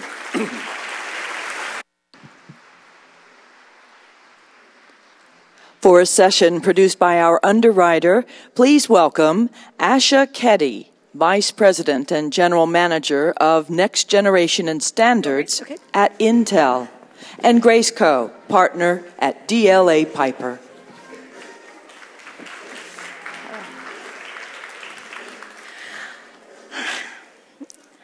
well, this is kind of nice. It is. And thank you. Yeah, well, thanks for doing this, Asha. This is it's a great opportunity to be able to pick your brain a little bit about a topic that we've been talking about for the past couple of days, 5G. Let's start off by talking about how you define 5G. How does Intel define 5G? 2G was about voice and freeing ourselves so we could take calls everywhere. With 3G, we started into more of the data. The smartphones came along and we said, where's the app for that? Yeah. And then with 4G, we realized we wanted so much data, we went to what we call IP-centric or internet-based or data-centric networks that allowed us to use data in ways we didn't. And now we wanted to connect everyone to everything, but we didn't design it for that. Yeah. So the way I like to think about 5G is we had to figure out how do we connect everyone to everything to create a world that is fully connected and fully mobile so we can transform industries and people and all because we have that need. And so that's how we look at it. So you're saying that then 5G is different from 4G in that it is designed in order to be able to connect everything. Can you tell me a little bit more about how the design is how it works? Delighted to. When you connect everyone to everything, it's more than interpersonal. It's not what you do with your phone, but it's about billions of things talking to each other. So I like to reference the ITU or the International Trade Organization around the three aspects. One of it is smart cities or sensors or machines. And like when you have things like sensors, how do you get the data? How do you get the water meters? How do you get the lighting? How can you use all of that to save electricity, traffic lights, synchronize all of those? Millions and billions of devices. A second one is more of what we use 4G for, or what we call like mobile broadband, like we stream. How can we all stream more in our house and watch live content? 4K videos, 8K videos, augmented reality without wires. So huge capacity. Huge capacity and lots of applications like education and all. And a third angle is taking all of this to the extreme, which is tons of data like this. And that like at milliseconds. And if you think about it, it can really transform like remote excavations, safety, mining, healthcare. Mission-critical applications. Mission-critical applications. Telemedicine. Yes. Being able to do surgery remotely. Disaster recovery. Yes, they might sound extreme, but yeah. It starts with technology and being able to solve these problems. And that's actually what this is actually designed to do, as opposed to what we had worked on before in the previous iteration. Correct. That's so. What is then Intel's role in this incoming sort of new network, a new 5G network? We are there from start to finish, and I say that because for us, Intel, this is a big bet. Yeah. Because to make this possible, this world, you have to combine what goes on in what we call compute or processing with the eyes and the ears, which is where we connect. And so to do that, we do all of these trials. We have to look at like how do we even make these things real, trial and error and all of it. Then we standardize it. And then we work with all these different industry partners, governments and all to make it real. And when it is made real, you have to look at what we call the cloud, right? You have to store all of this data. And so Intel makes processors, a compute that helps power the cloud. We are in PCs, we are in phones, we are in all of these devices. Down to the sensors. Down to the sensors. But more importantly, there's also the standardization settings that we help, and the network has to be conditioned and change to evolve to make this happen. And we help define and power the network and the infrastructure to bring this to life. Oh, just that then. Right. Actually, so I mean, your title is actually, you mentioned something that's very, that piqued my interest significantly and certainly piqued my interest in the past jobs I've had as well. So you are the standardization, you're the VP and the general manager of next generation and standards for 5G. I think I got that right. Can you talk to me a little bit about what the standards process is and where we are and what's different about 5G and standards? Happy to. So 5G is the first truly global standard. What do I mean by this? 3G, we had different flavors in Europe, in the US, in China. And in 4G, we had LTE, but we still had variants. In 5G, we've all gotten together across the world. We use a standardization mechanism we call 3GPP, which is 3G private-public partnerships, and we just didn't bother to update it to 5G. Right. But we're actually making the same standard and the redesign, so it's very, very complex. But it means that it has economies of scale, not just on industries and people, but across the world. Yeah. And we start with what we call Release 15, which is we last December figured out how to do the foundation on how it works with 4G. This June, like 3 months ago, we figured out and we released the foundation of like how do we do a standalone network, which means a 5G network without needing 4G. And this December, we'll have a release that fixes all our mistakes. That's an important release. That is an important release. And then we'll continue to build on it. Just like LTE, what you had in 2008 is different from what you have today. We'll continue to build on it for the next 10 years or more. It's a continually iterative process, It's a very iterative process. You pour the concrete and then you start bringing the capabilities to life. And then, technology is predictable. What humans do with it is not. Yeah. And so then as these use cases start develop and partners will get more requirements that we will work to solidify. Well, that's what I wanted to ask you about next, actually, is how do you think that how do you think 5G will change the economy? What are the business cases that will come out of this? What are the use cases? What do you see as happening with the impact of 5G? Well, it's a good question. And I think we'll watch it together. I'd like to go back to 4G for a second. And when 4G came about, like in 2008 and beyond, US was a leader. But we didn't really envision the kind of things that happened, like whether it's Uber or, Grubhub or all these things, or like taxi unions. This huge app economy that was just generated. Because we made data possible. Right, exactly. So back to like human behavior is not predictable. Once we have this deployed, we'll remove tons of constraints. And then it usually peaks in the 5 years of the 10-year cycle. So I would say about 2022 to 2023, education, healthcare. A lot of these things will be fundamentally different. Safety. There's huge amounts of data that's coming out of these networks that are for the massive IoT. How does that impact? What does that give rise to? That gives rise to different ways of doing things, especially when you combine it like with artificial intelligence and things like that. It means the way that I park the car may be different, because if it's autonomous, you can park it like closely with sensors. I can look at healthcare very differently, whether it's just in getting the data to the patient or whether it's in things that actually help the patient. Simple things like hospital beds. If you have beds at home, can you do some of the same things at home? We talked this morning about like gas tax versus vehicle per miles. And so you can start really rethinking and modernizing or evolving how we do. And we can do a lot for the environment too. And change out the way we actually impact the environment as well. That's absolutely, I think, the vision of what we're trying to get to with 5G. So how do we get there? How can policymakers actually? I mean, I know that Intel is doing its part, participating in standards and doing deployments and tests. How do policymakers help? I think they're critical. I'd start by saying that we can't do anything without the foundation, which is spectrum. And so we are working, and I think the policymakers have to work with the public and the private sector, the cities, to ensure that US has all the spectrum it needs so we can do these build-outs.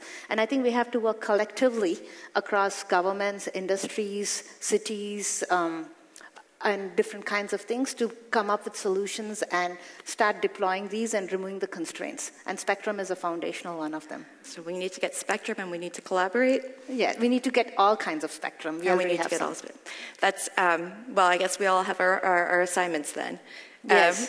Thank you very much. Please join me in thanking Asha Keddy for this informative talk. Thank you. Thank you.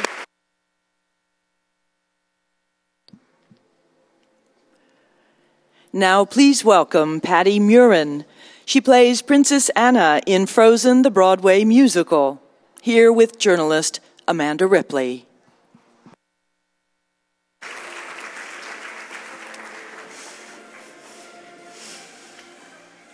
All right, so we are going to show you very shortly a picture of this very special person we have before us. But why don't you tell us a little bit about your day job?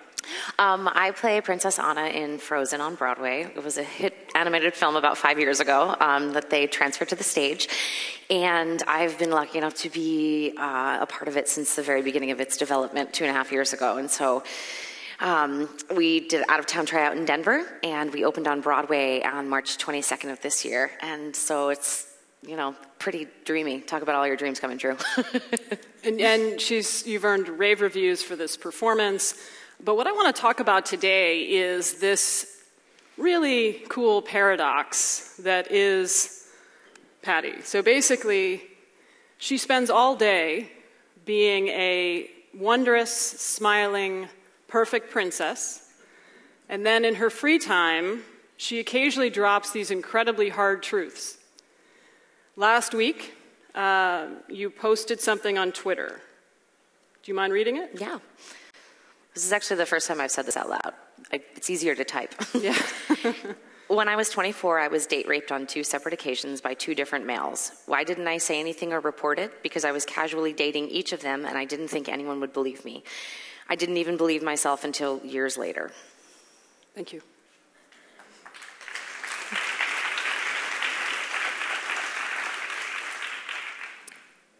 So I suppose the timing of that disclosure had to do with the Kavanaugh hearings. It was the day of. Okay, it was the day of.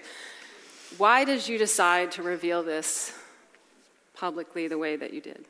Watching, I forced myself to watch them because I figure if she can get up there and say it, I have no excuse not to watch it. And, you know, it's something that it was such a part of me for so long, this thing about myself, like to the fact that I was, you know, making jokes about it, about date rape and whatnot, and watching her talk about it. It's a tough joke. I'm impressed. Yeah, I know. It's just looking back, I'm like, really, Patti? But watching her tell the story and tell the details really kind of brought me back, and it was a real, it was a real moment for me when I was like, maybe I haven't dealt with this yet. Personally, emotionally, mentally, you know, how it's affected my relationships and my, you know, my sense of self and whatnot.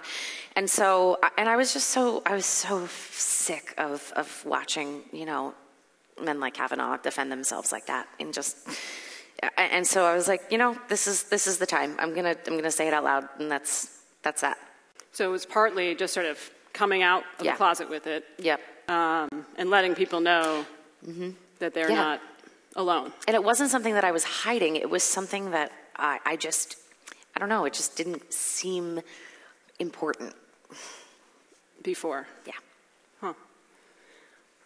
Is there something about this whole subject of sexual assault that people are not getting that you, from your experience, want them to understand?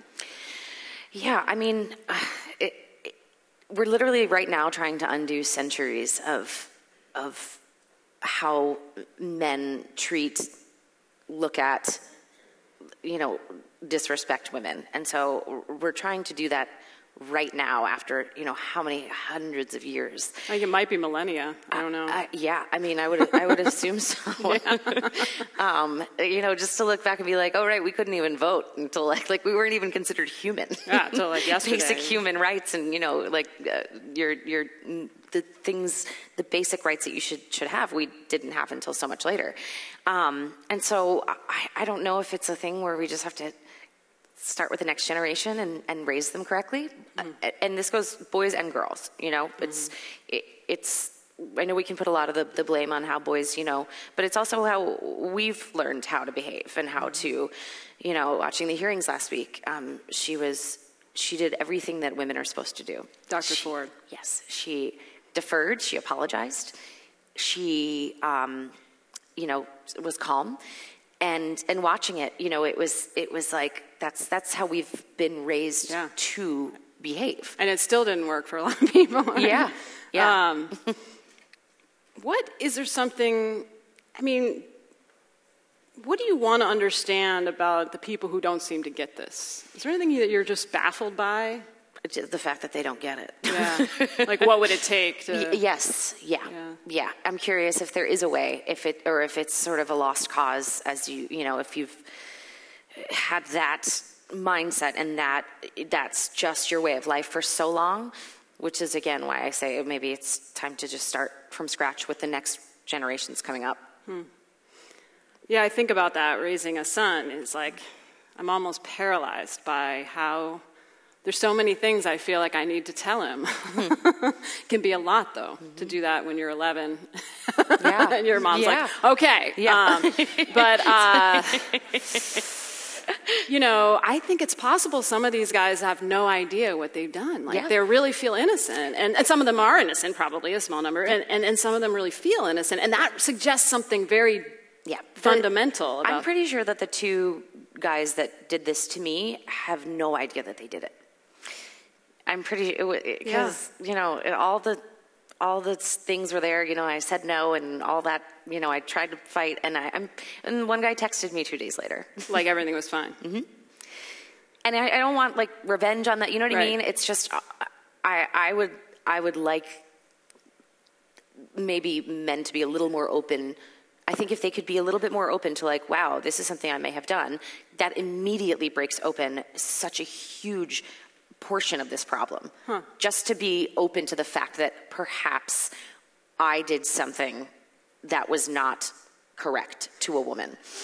And it reveals that we're all kind of complicit, not you, but like as parents, right? As society, friends, as a society. Yeah. How do we communicate with one another in intimate situations, and how do we not communicate? Yeah.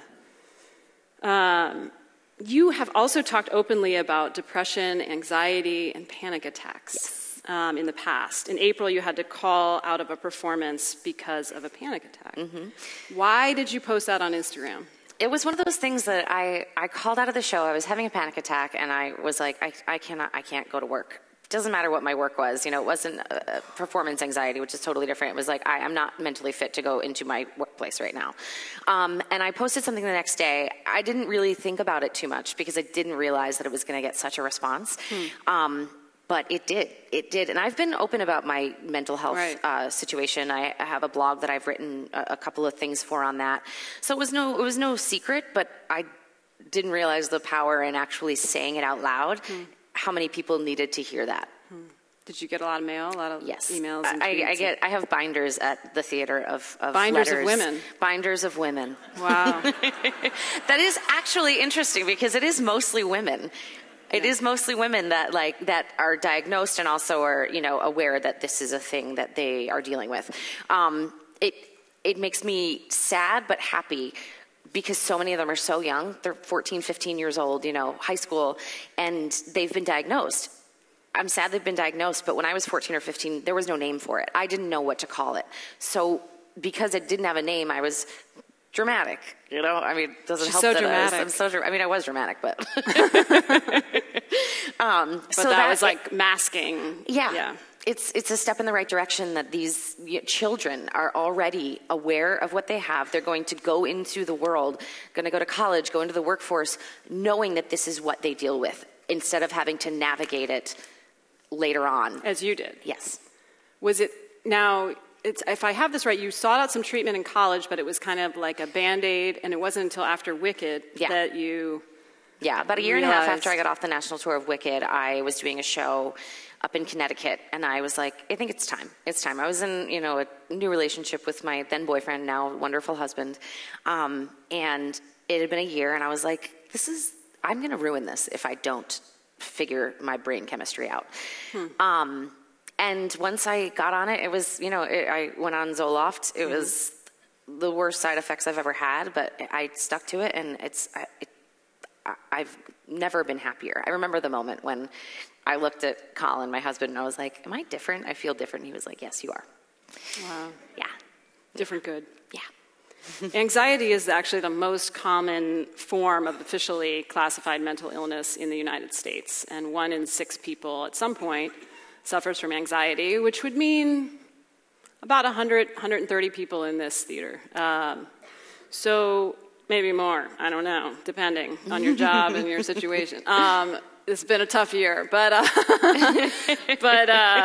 I mean, I guess, you know, what's amazing is how common this is, and yet how misunderstood it is, right? Like, it's like the common cold, actually more common than the common cold, right? Right? Yeah. And yet we're like, there's a stigma. Anxiety? Yeah. What? No, you're just nervous. You're dramatic. Yeah. So Emma Stone has panic attacks. So does Oprah, Lena Dunham, Charles Darwin, terrified of crowds. Emily Dickinson didn't leave her house after age 40. You know, this is like a lot. There's a lot. And I guess I wonder, at the same time, in a much lower dose, can't anxiety be helpful, or am I? You know, I think that that's there's a big difference between like performance anxiety and anxiety. I, you know, still in the first preview, opening night of a show, I totally get the butterflies and the, you know, the nervousness. It makes you better, probably. But I mean, to me, that shows that I care. That shows to me that I care and I want to do well, and this is important to me. It's a whole different bodily experience, completely. It feels totally separate. Completely different. So when you're talking about clinical anxiety, what is that? That's like, I can tell when I'm going to get a panic attack because I get it's this little feeling sort of in what I call my gut heart. And it's just a little dark seed that I'm like, oh, okay, that's going to grow. And I do what I have to do. Sometimes I can stave it off for a bit, but I realize that I have to let it happen. You have to go through it. I can postpone it as much as I want, but I have to let it happen. Wow.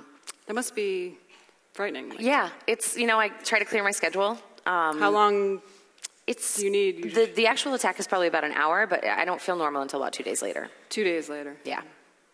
So you've learned that, and you're talking publicly about it. And I just want to thank you for reminding all of us that there is no such thing as the perfect princess, and that life is complicated. So thank you very much, Pat. Thank you so much.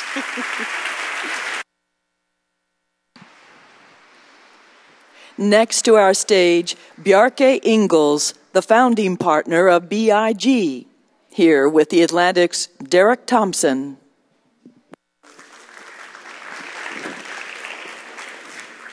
Hi, good morning.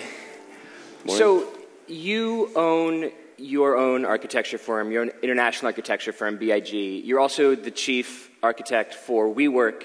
But before you were an international architecture superstar, what was the thing you wanted to do as a kid? Yeah, I actually wanted to be a cartoonist. I've been drawing my entire life. But when I graduated from high school, there was no cartoon academy in Copenhagen. So I went to the Royal Danish Art Academy and became an architect. That's great. I was researching you and found this quote online that said, quote, "Architecture seems to be entrenched in two equally unfertile fronts, either naively utopian or petrifyingly pragmatic. We believe that there is another way, a pragmatic utopian architecture." That's very beautiful. Thank you. What does it mean? Yeah, exactly. I'm glad you asked. No, but like it's basically that, imagine architecture is the art and science of giving form to the future that we would like to find ourselves living in. So every time you have a project, you have to make a building or intervene in a public space, you have a chance to make this small fragment of the world more like your dream world. So you can approach utopia in a very pragmatic and specific way. That's great. Let's look at some photos. Yeah, so one example, this is a high-rise. It's the headquarters for the main energy company in Shenzhen in China. And it's an office building in a tropical climate. So you want to maximize views and daylight, but you want to minimize thermal exposure and glare, and you don't want to spend all your money on the air conditioning. So we've designed the building like the facade like a pleated dress. So facing away from the sun, it's entirely open. Facing the sun, it's entirely opaque. So and within this logic, you can make openings where you enter the building. And the beautiful thing is, this idea alone reduces the energy consumption with 30%. Without any sophisticated technology. It's just the geometry of the facade. And what I like is that what makes this building maybe look beautiful is also what makes it perform beautifully. That's great. All right, let's fly from China to New York City. Yeah, so this is another high-rise, but where it's a different idea that has changed the architecture. You can see this is a zoom-in. It's called the Spiral. It's at the Hudson Yards in New York. And it's basically a 1,200-foot tall workspace, but where each floor is connected to an outdoor space and to the floor above and the floor below. So that means the vertical segregation that normally separates each floor from each other, here the entire building is connected in a single spiral. So in the ribbons that we can see right here, snaking their way around the building, these are places where people on different floors could look up from, marketing to research and development and say, hey, come down here, I have a question for you. Exactly. You'll take the elevator probably to the 20th floor, but then if you have to speak with someone on the 17th, you'll just go out and, hey. And also when you go out to the social spaces and you look a few floors up, you might see that girl from marketing that you had to tell her this thing. And so in a way, it's bringing people closer together in a vertical building. Right. And if you want to hide from your boss, you know what to avoid. You stay inside. You don't go out. Exactly. Don't go near the spiral. That's great. Let's go to your next, Vancouver. Yeah. So then so these are like 3 towers, and you can see there's a specific performance that has changed the design of each tower. So this one is right next to Granville Bridge in Vancouver. And we all know that like an elevated overpass can have a negative impact on the local environment. Mm-hmm. In this case, this tower, there's a rule in Vancouver, you can't live closer than 100 feet from the bridge because they want to make sure you're not looking straight into the traffic of the cars. Mm-hmm. So we got this idea that when you get 100 feet up in the air, we can grow the building back out.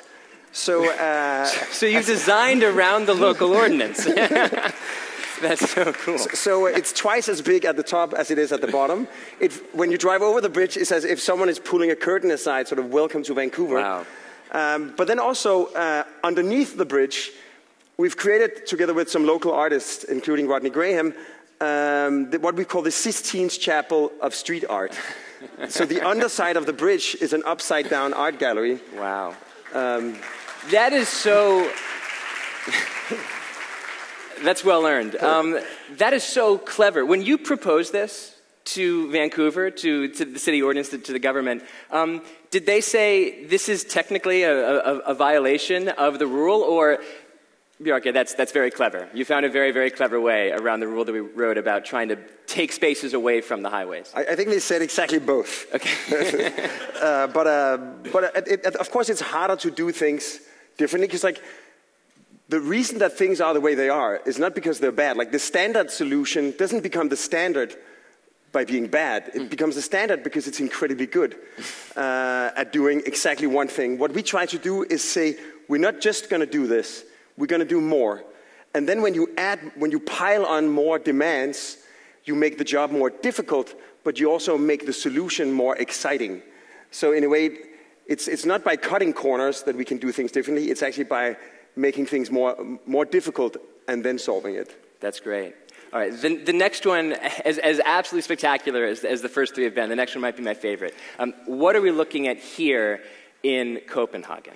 So this is a waste-to-energy power plant that is already running, but it's the special part of it is that it's the cleanest waste-to-energy power plant in the world. So there are no toxins coming out of the chimney. So we got the idea that since normally you want to be as far away from a power plant as possible because it's like noisy and smelly and polluting. Here we got the idea that we could actually turn the roof into a park. And in Copenhagen, we have absolutely no mountains. We might be a Scandinavian country, but we have no mountains.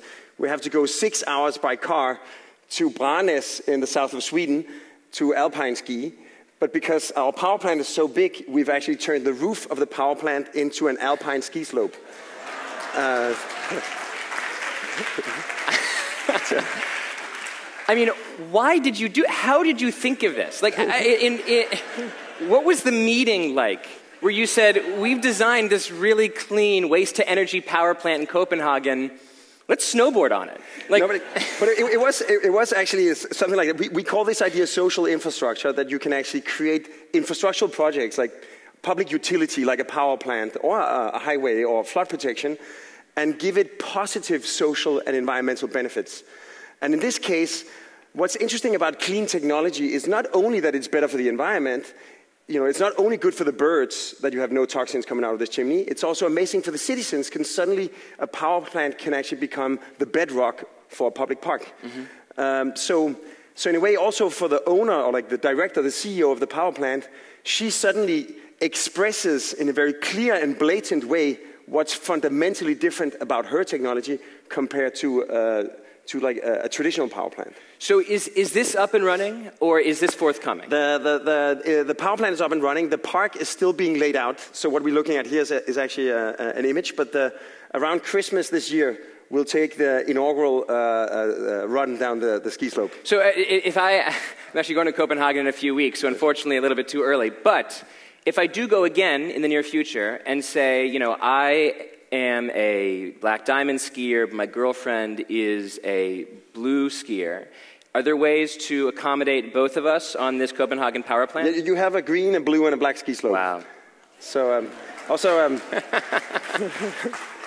what I hope is that Denmark won 0 medals in Sochi. I hope we can change that. One waste-to-energy power plant at a time. That's great. All right, let's cross back over the Atlantic and see what else you got. Yeah, so then this idea of social infrastructure, we've actually taken it to the scale of the city of New York with a project we've called the Big U, or the Dry Line, which essentially is, imagine the High Line is this very popular park in Copenhagen, former train tracks that have turned into... In New York, right. In New York, yeah, exactly. Former train tracks that have been turned into one of the most popular parks in the city. That's right. So when Sandy came and there was the Obama Sandy Recovery Fund, we were invited for a competition called Rebuild by Design to look at how could we protect New York from the next Sandy. And we thought, what if we could design all of the necessary flood protection measures in a direct dialogue with the local communities inhabiting the waterfront of New York, all around the south tip of Manhattan, in such a way that it doesn't become a seawall that segregates the life of the city from the water around it, but actually you'll see undulating hills, you'll see pavilions with programs, and also pocket doors that can slide out. You'll see undulating pieces of furniture, so you'll have a much more accessible and enjoyable waterfront, but everything that makes it more accessible also protects it from the next Sandy. Right, so this is a piece of infrastructure designed explicitly to respond to the destruction of Hurricane Sandy, explicitly to respond to the issue of rising seas and global warming. But from the perspective of someone at the southern tip of Manhattan, which we're looking at right now, it won't look like a wall, it'll look like hills. It'll look like rolling hills. What's so cool about this is that when most people think about designing for a future that's trying to incorporate sort of dystopian changes to global climate, you think of something like Blade Runner 2049. I don't know how many people saw that, but I mean, what you have there are like 30-foot walls, grotesque gray walls that are rising up along the side of the city. This is, no, you don't need something that dystopian at all. You can have something that makes the financial district look far more beautiful. Yeah, we came up with the term, we call it hedonistic sustainability. Where the sustainable city is actually more enjoyable for human life than its alternative. I gotta say, between petrifyingly pragmatic and hedonistic sustainability, you guys are killing it, not only with the designs, but also with the terminology. I understand that you have one more very, very special design to show this city, so let's close with that one. Yeah, so since we are in Washington, we are working with the Redskins to create their new home, and this is a work in progress because it hasn't landed yet. I mean, I clearly have a favorite, but right now it's in Virginia. It could also go to Maryland, but it could also come back to DC. Mm-hmm. There's a very, very nice site on Access with the Capitol where the RFK is today. But what we try to do here, in a way, continuing this idea that a football stadium is active maybe 10 times in a year. So 355 days a year, it's a great white elephant on an empty parking lot. So we thought, could we design different elements so they have additional enjoyment? So for instance, like we designed the security fence as a moat that could be a perpetual wave garden in the summer, and it could be a skating rink in the winter. Also, we've designed, instead of asphalt, because you only have the massive parking need 10 times a year, so there's a way where you can mix fiberglass into the soil, and then the roots of the grass and the fiberglass creates it into almost like a hard felt. So then you can actually park heavy vehicles on it without sinking. So rather than an asphalt parking lot, you essentially have a green park. A green park on which you can park your cars. So rather than tailgating on a parking lot, you'll have a picnic in a park before the game. But then also, we've designed the stadium so that it creates almost like a stage. Also, the slope of this green field you park on is sloping down towards the stadium. Oh. So you can have massive outdoor concerts where the stadium itself becomes the backdrop for the performance. That's amazing. So you're saying, yeah, rather than have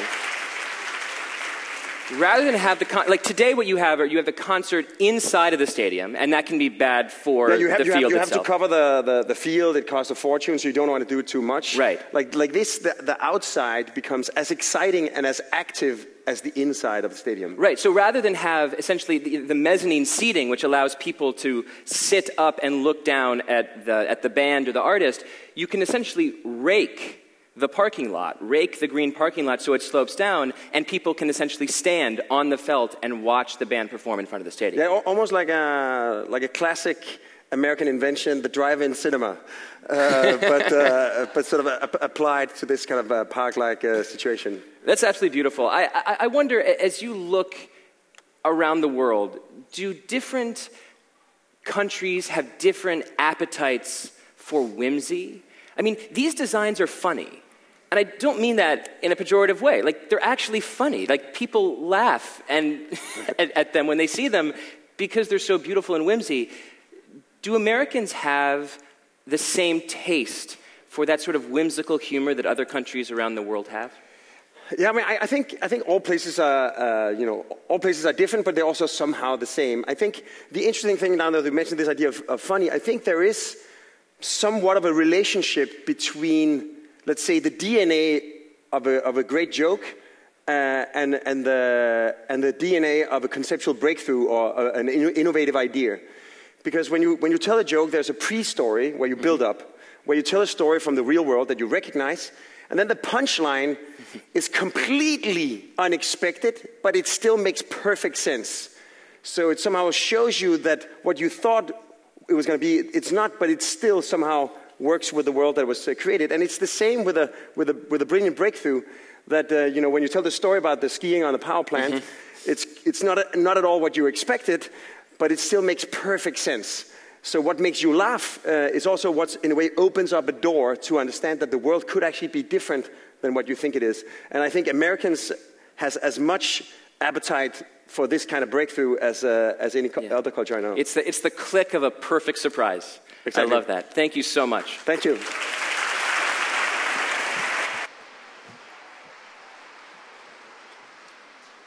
And now, welcome Mark Leibovich, author of Big Game, The NFL in Dangerous Times, and Demora Smith, Executive Director of the National Football League Players Association.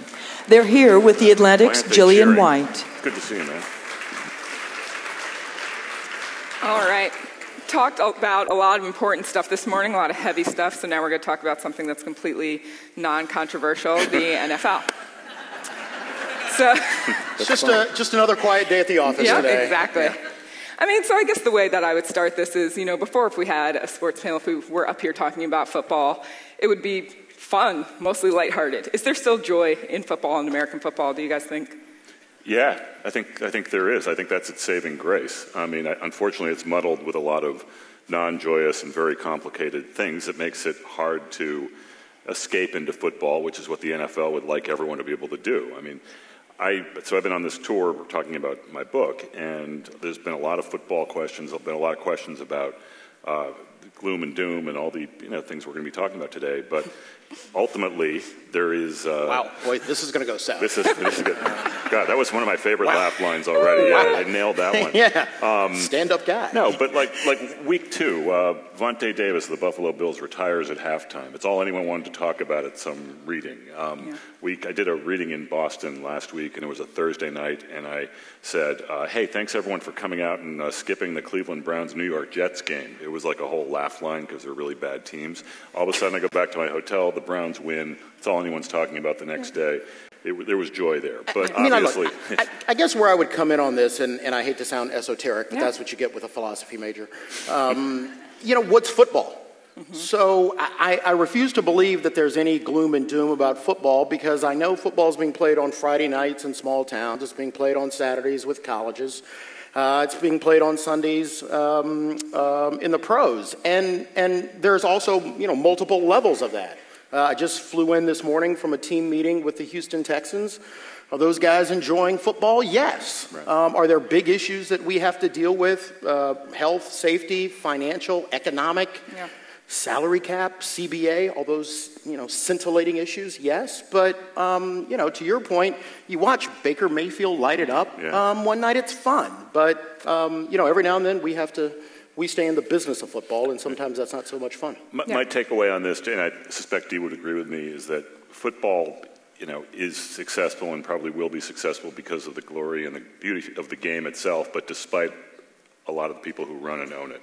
Yeah, I think one of the things that's happening. One of the things that's happening Present now, company, though. Not I don't own the game. You don't own. I don't own, and I don't have a jet to Morris, my own. You mentioned, football still being played. Tag football, recreational, people are still playing it in high school. But there are a lot of schools, there are a lot of school districts that are now kind of terrified about the risk factors. They're terrified of being implicated in something that could not be safe. I'm wondering if you think the league is doing enough to address some of those safety concerns. The North Star for the union is that we will never be at a place where we believe we've achieved nirvana on health and safety. So my job as the head of the union is to hold the employer accountable to provide as safe a workplace as possible. So, it's a little bit of a loaded question. Do I ever think that the league is doing enough? That answer always has to be no. We do things on our own to push the league in the direction that we think that they should go.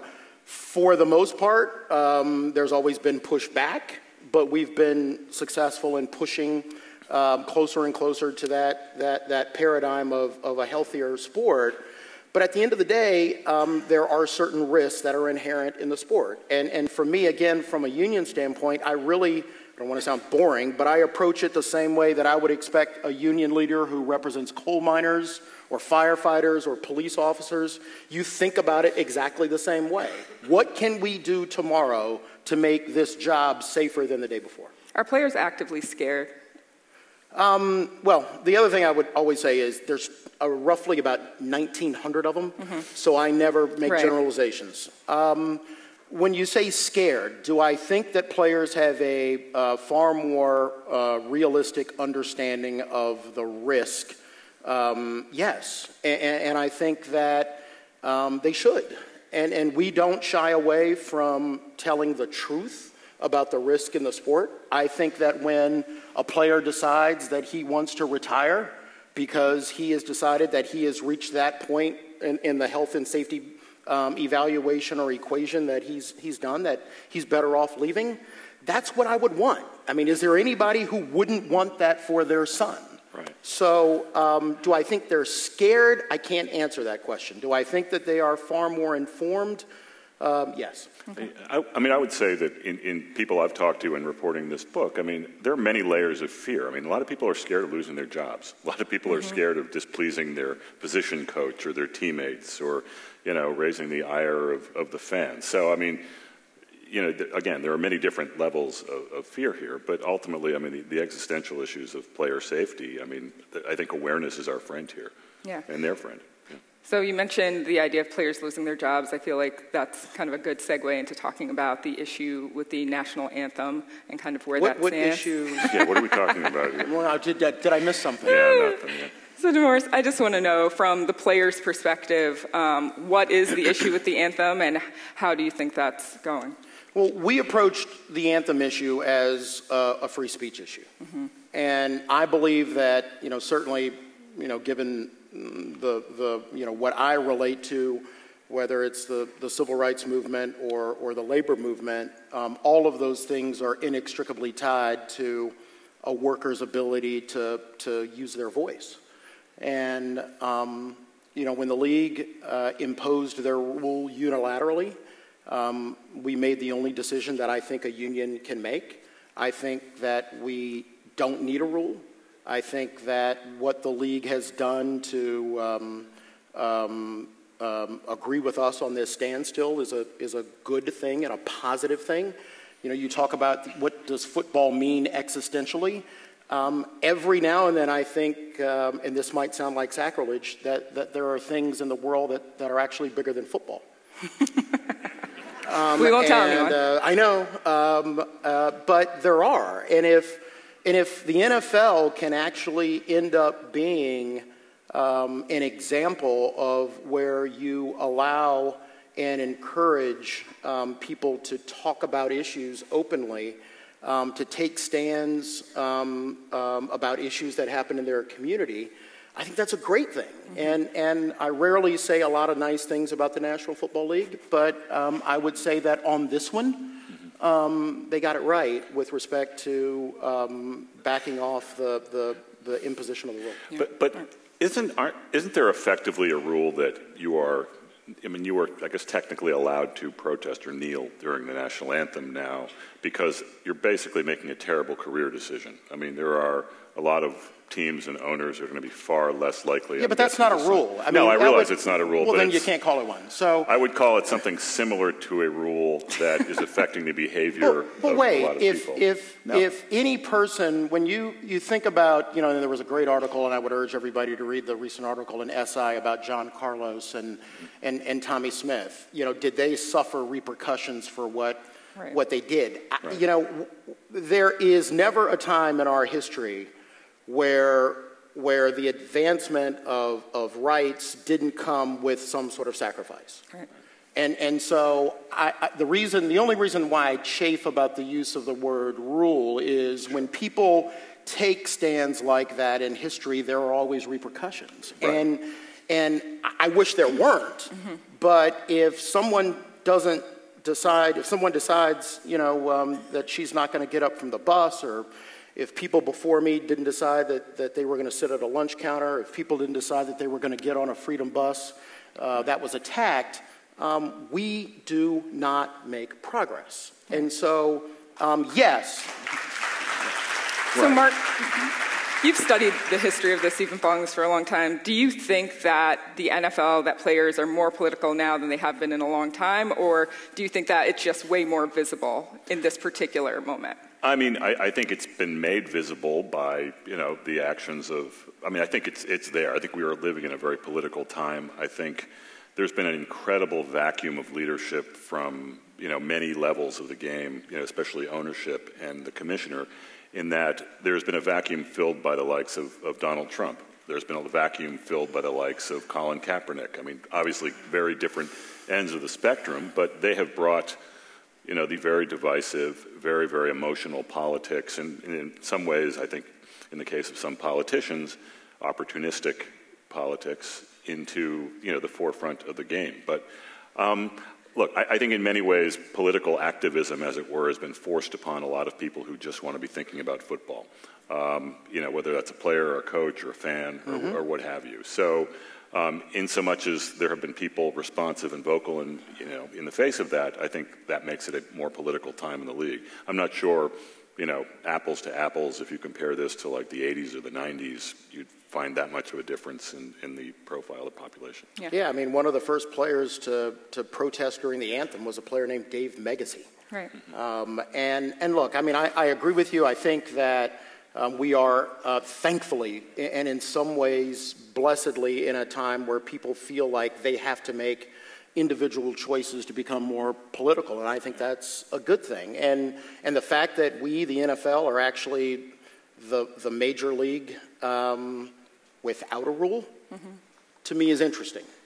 There's a rule in every other league now except ours. And do I think that our men have demonstrated a tremendous amount of courage? Yes. And again, at the risk of being struck by lightning, do I think that Roger has done a very good job with respect to where we've come since we decided on the standstill? Yes. I think that you've seen teams engaged in social justice issues where they never have before. Right. And that's a great thing for our community, and I think that's a fantastic thing for our country. Yeah. The NFL has kind of become a lightning rod for Trump in particular, not just on the issue of the anthem, though that he's been very vocal about that, but also on lots of other issues. He kind of centers in on the NFL and kind of uses it to make points. I'm wondering, why do you think that is? Well, in the president's case, there's obviously a lot of personal history, a lot of personal grievance with his inability to buy an NFL team through various means over several decades. So, no, I mean, this is quite clearly, I mean, I don't think this is a particularly controversial statement. I mean, I think it's driven by a great deal of personal, grievance in some ways, and I think it's a very, it's a very hot political issue for him. He believes that his base loves him going after football players. He believes that the majority of the population, or a winning, number of the population, are, think that like the president should be speaking out on players not, kneeling during the national anthem. So, I mean, I don't think it's that complicated. But look, he gets to be right in the middle of the great spectacle of American life, which is football, which for years has been really the only rival to politics as far as like the great reality show that Donald Trump, gets to be right in the middle of. So, in a way, it's perfect for him. Yeah. So, in 10 years, is the NFL still around, and is it fundamentally different than it is today? Morris, I'll start with you. In 10 years, yes, it's still around. Do I hope that it's fundamentally different? Always. Yeah. Mark, what do you think? I think it will be still around. I think it needs to be changing and maybe more accelerating the pace of change in order to, I think, keep up with a pace of sort of cultural awareness that I don't know if it's fully aware exists. Gentlemen, thank you so much for joining us. Thank you. Awesome. Wow. Thank you. Oh, we're out of time. And now, welcome Energy Secretary Rick Perry, here with Atlantic's Steve Clemens. Hey, everybody. Oh, wait. No, yeah. I'm going to get in big trouble. So you got me. I would have given you I've been that trying one. to get on that side of the couch this whole conference, but he's has not always worked yet. to my right. Mr. Secretary, thank you so much for joining us today. This is the anchor session of our, we're going to have other stuff going on. My shoes, man. You like to show? You Yeah, could do those are better. But let me just start off just, I went through probably 9 months of the president's tweets last night. He doesn't tweet very much about you. Are you, and energy, are you disappointed? That's a good thing. Keeping a low profile is, I spent... You didn't even make fear. That's good. 40 years of public service, so I've kind of been through the gambit of all the exposure and what have you. So as I was sharing with you, the greatest job I ever had in my life was being the governor of Texas, and I retired from that and had made the decision that I was done with public service and totally failed at retirement. Failed retirement. I failed retirement. So this was an opportunity to come back, serve the country, and does this job suck compared to being governor of Texas? This is the coolest job I've ever had, and we'll talk about it a little bit earlier. And one of the things that I wanted to do is, hopefully with your audience here and the folks that are watching online and other places, is that you have in your mind's eye what the Department of Energy is all about. And yes, it's this department that has the fossil fuels, the renewables, all of the different types of energy. But it does so much beyond energy. Yeah, and it's not that, listen, the world is so changed. When you think about the geopolitics of the world that's occurred in the last decade from the standpoint of the United States, peak oil, we were done, we'd found it all. Even if we found any more, it was going to be exorbitantly expensive to produce. And now we are the #1 oil and gas producing country in the world. Our friends in the European Union, whether it's China and India, they're going to be the markets of the future for our LNG. Completely changed the world geopolitically from that standpoint. So yes, the Department of Energy, and we had a role in that, whether it was in the directional drilling technology. Some of that came from the Department of Energy labs. But this agency and its 17 national labs, that's what makes it so cool. When you were backstage and we were talking about these fascinating places that are involved in so many different areas. Which of the 17 is your favorite? Oh, that's like picking which one of my kids is my favorite. It depends on what you're looking for. Oak Ridge is the home to the fastest supercomputer in the world. 3 of the fastest, 6 of the 10 fastest supercomputers in the world belong to the United States, and they belong to the Department of Energy. So Summit Computer is at Oak Ridge, Tennessee. That I would suggest is one of the most fascinating things about that. And they have a manufactured materials lab. It is stunning. At this moment, the rover Curiosity is traveling around the surface of Mars. On Mars. Traveling around the surface on Mars with an engine that was developed partly by Department of Energy scientists. I mean, this is... Why do you guys even call yourselves the Department of Energy? It sounds so bland. Well, I reminded him, in Texas we have this agency called the Railroad Commission. Would it have anything to do with railroads? No. It has all the oil and gas underneath it. So Department of Energy, I mean, at least we got closer than the Railroad Commission, but, no offense. But the point is, this is an extraordinary time in America. It's an extraordinary time in global history from an energy standpoint. With what's going on, we've seen the United States driving the lowering of emissions. When you think about it, Are you allowed to do that? Yeah. I tell people, I said, the state of Texas, 12th largest economy in the world, and we grew between 2001 or 2014 by this substantial amount. I mean, we added 7 million people to the population rolls in Texas during that period of time. You know what 7 million people means in Texas? That's a lot of pickup trucks, right? Right. Everybody goes and buys a pickup truck because the economy's good and I can do... Oh, man, think about it.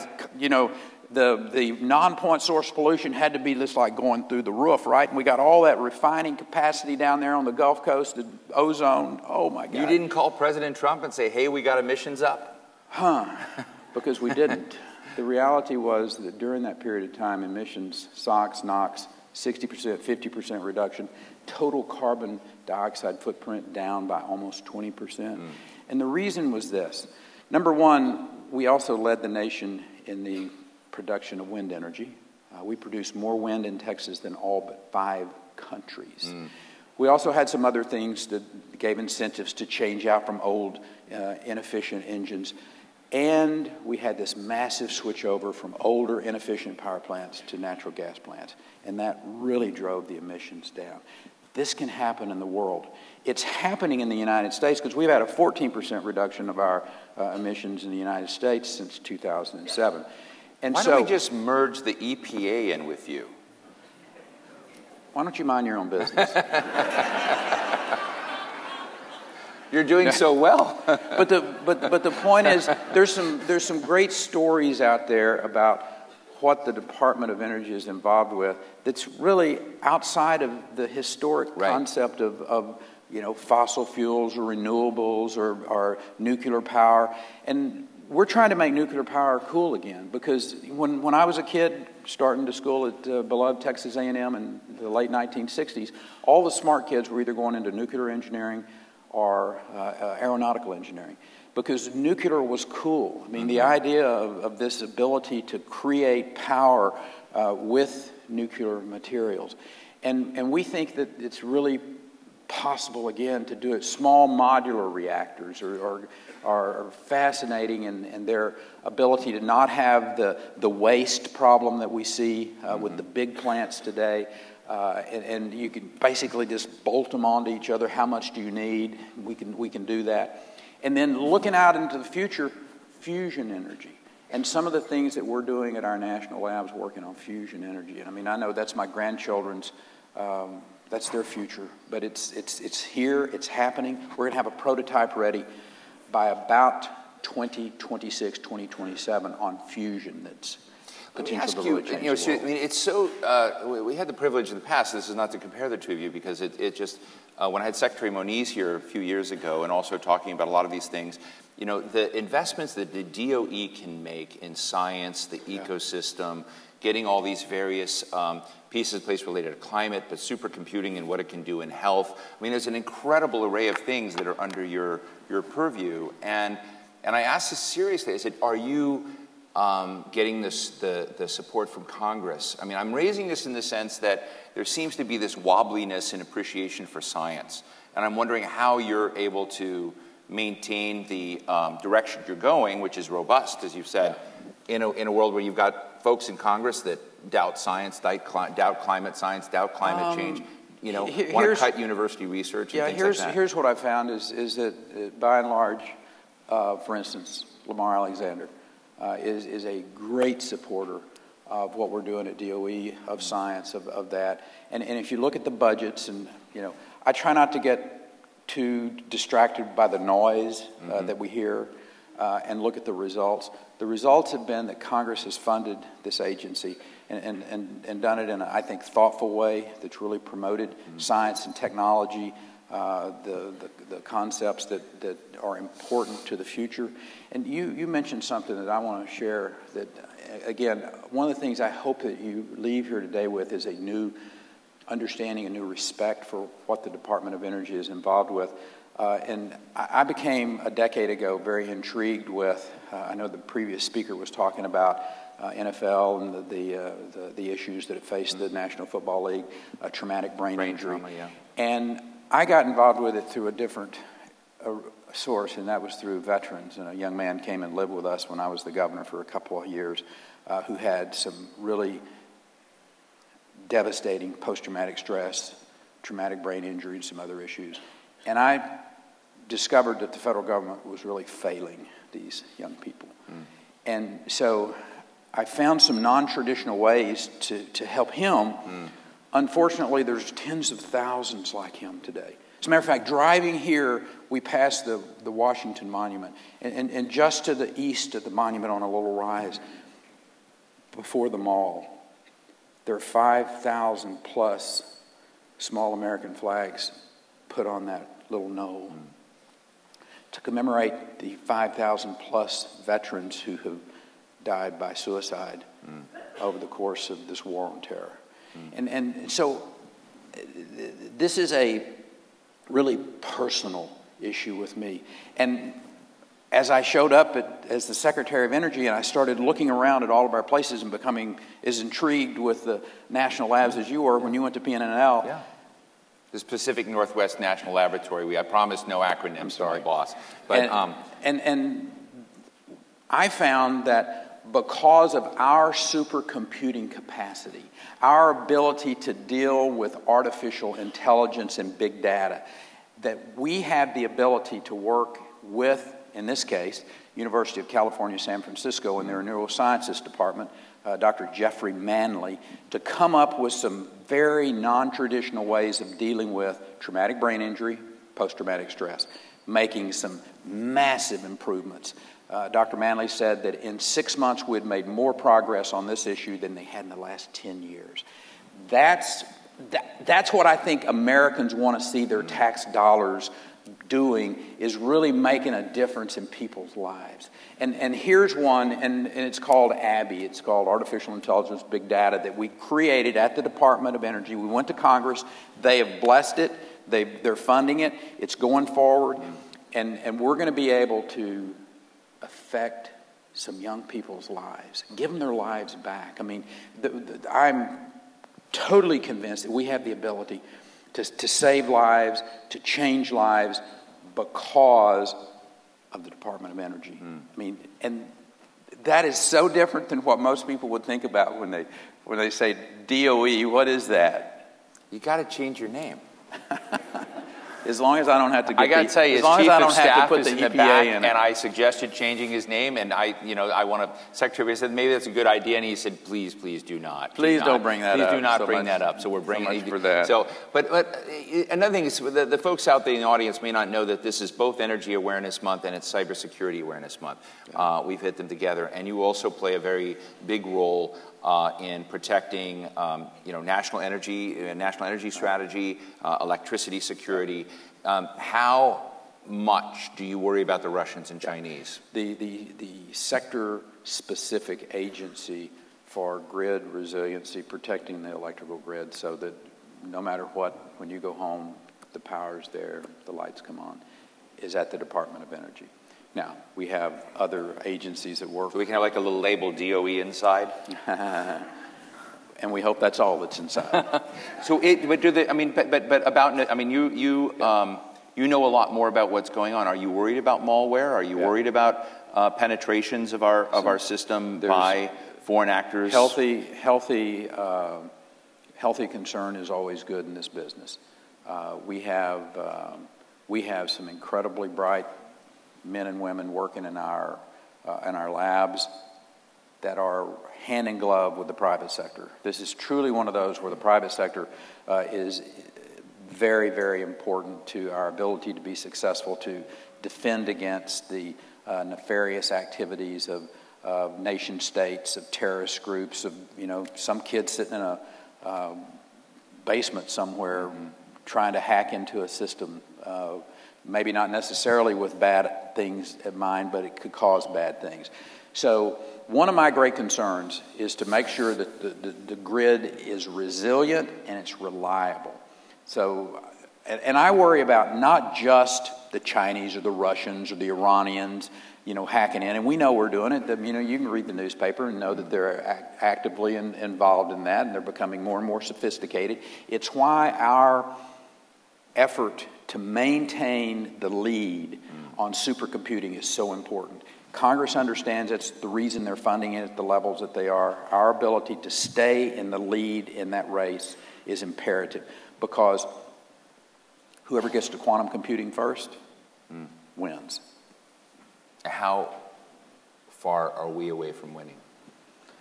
Well, we got the fastest, most powerful supercomputer in the world at the moment. I can promise you the Chinese are working very diligently to reclaim that place, because they did have it prior to 8 months ago. It is an area of concern, as it should be. It is tantamount to the national security of this country.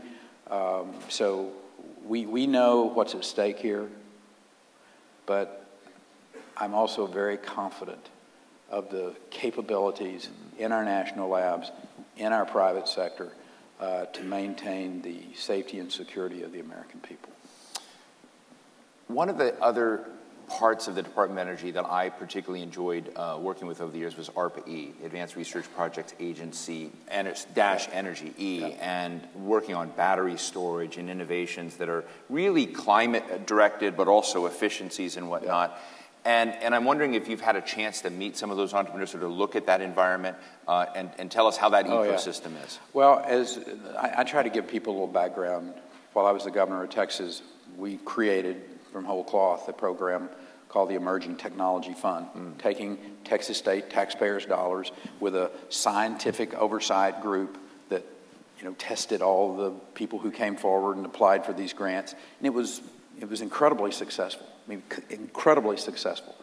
And so when I got here, I was already wired to support that type of concept.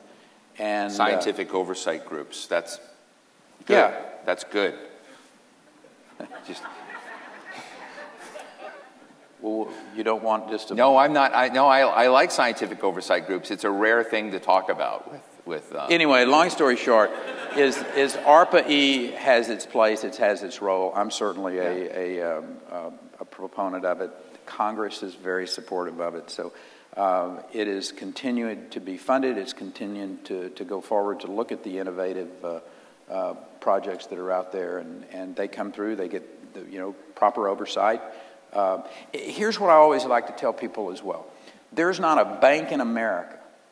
I got friends who say, oh, that's not government's role. You're not supposed to be involved in that. The idea that government money is being put into something that the private sector ought to be doing. And I tell them, I said, I totally disagree with that. And I disagree with it because DARPA, the Defense Advanced Research Projects Agency, it was created because in 1941, America got surprised because we hadn't kept up with what was going on in the world. And DARPA basically was created so America never would be surprised again by what was going on. I happen to think it makes abundant good sense. We're going to throw some Jell-O at the wall, and some of it's not going to stick. We're going to make some investments that don't show a return on investment.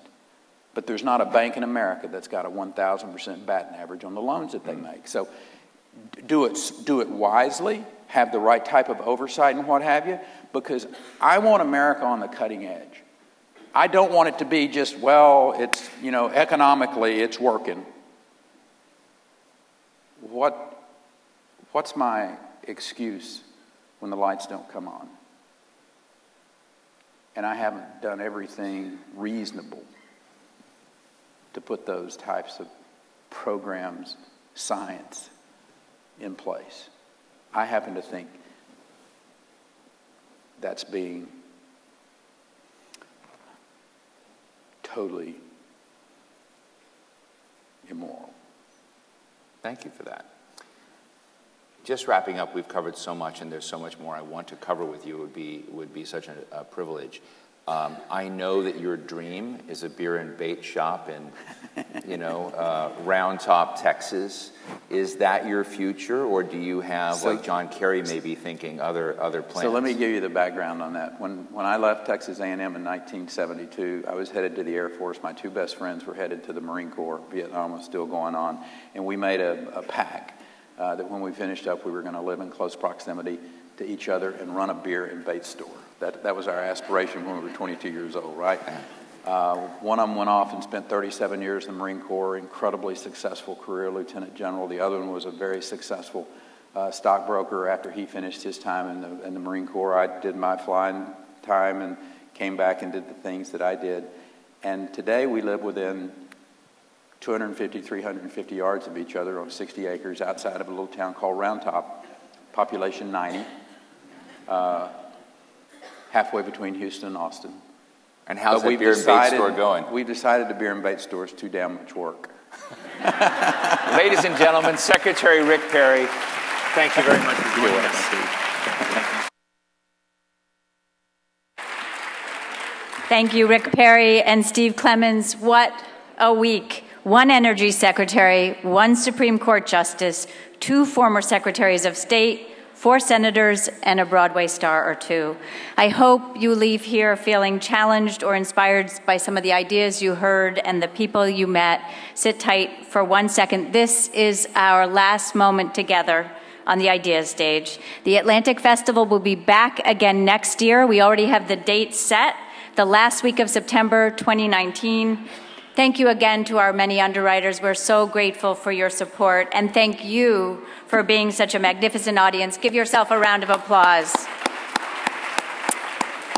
A little more news. I'm happy to report that since we're right across the street from the arena where the Caps play, and if you didn't know it, they demolished the Bruins last night, the Stanley Cup is sitting downstairs in this lobby for you to ooh and ah over, and you can even get your picture taken with it. There is much more happening this afternoon across the festival campus, lots of food for thought lunches on everything from opioids to what's up with Russia to Me Too. You can have lunch in the Booz Allen Hamilton Innovation Zone, talk about virtual and augmented reality, and see cool battlefield simulations. After that afternoon exchanges, all the details on the app. Our team is flooding the zone. Have a wonderful day, and thank you so much for being part of the Atlantic Festival.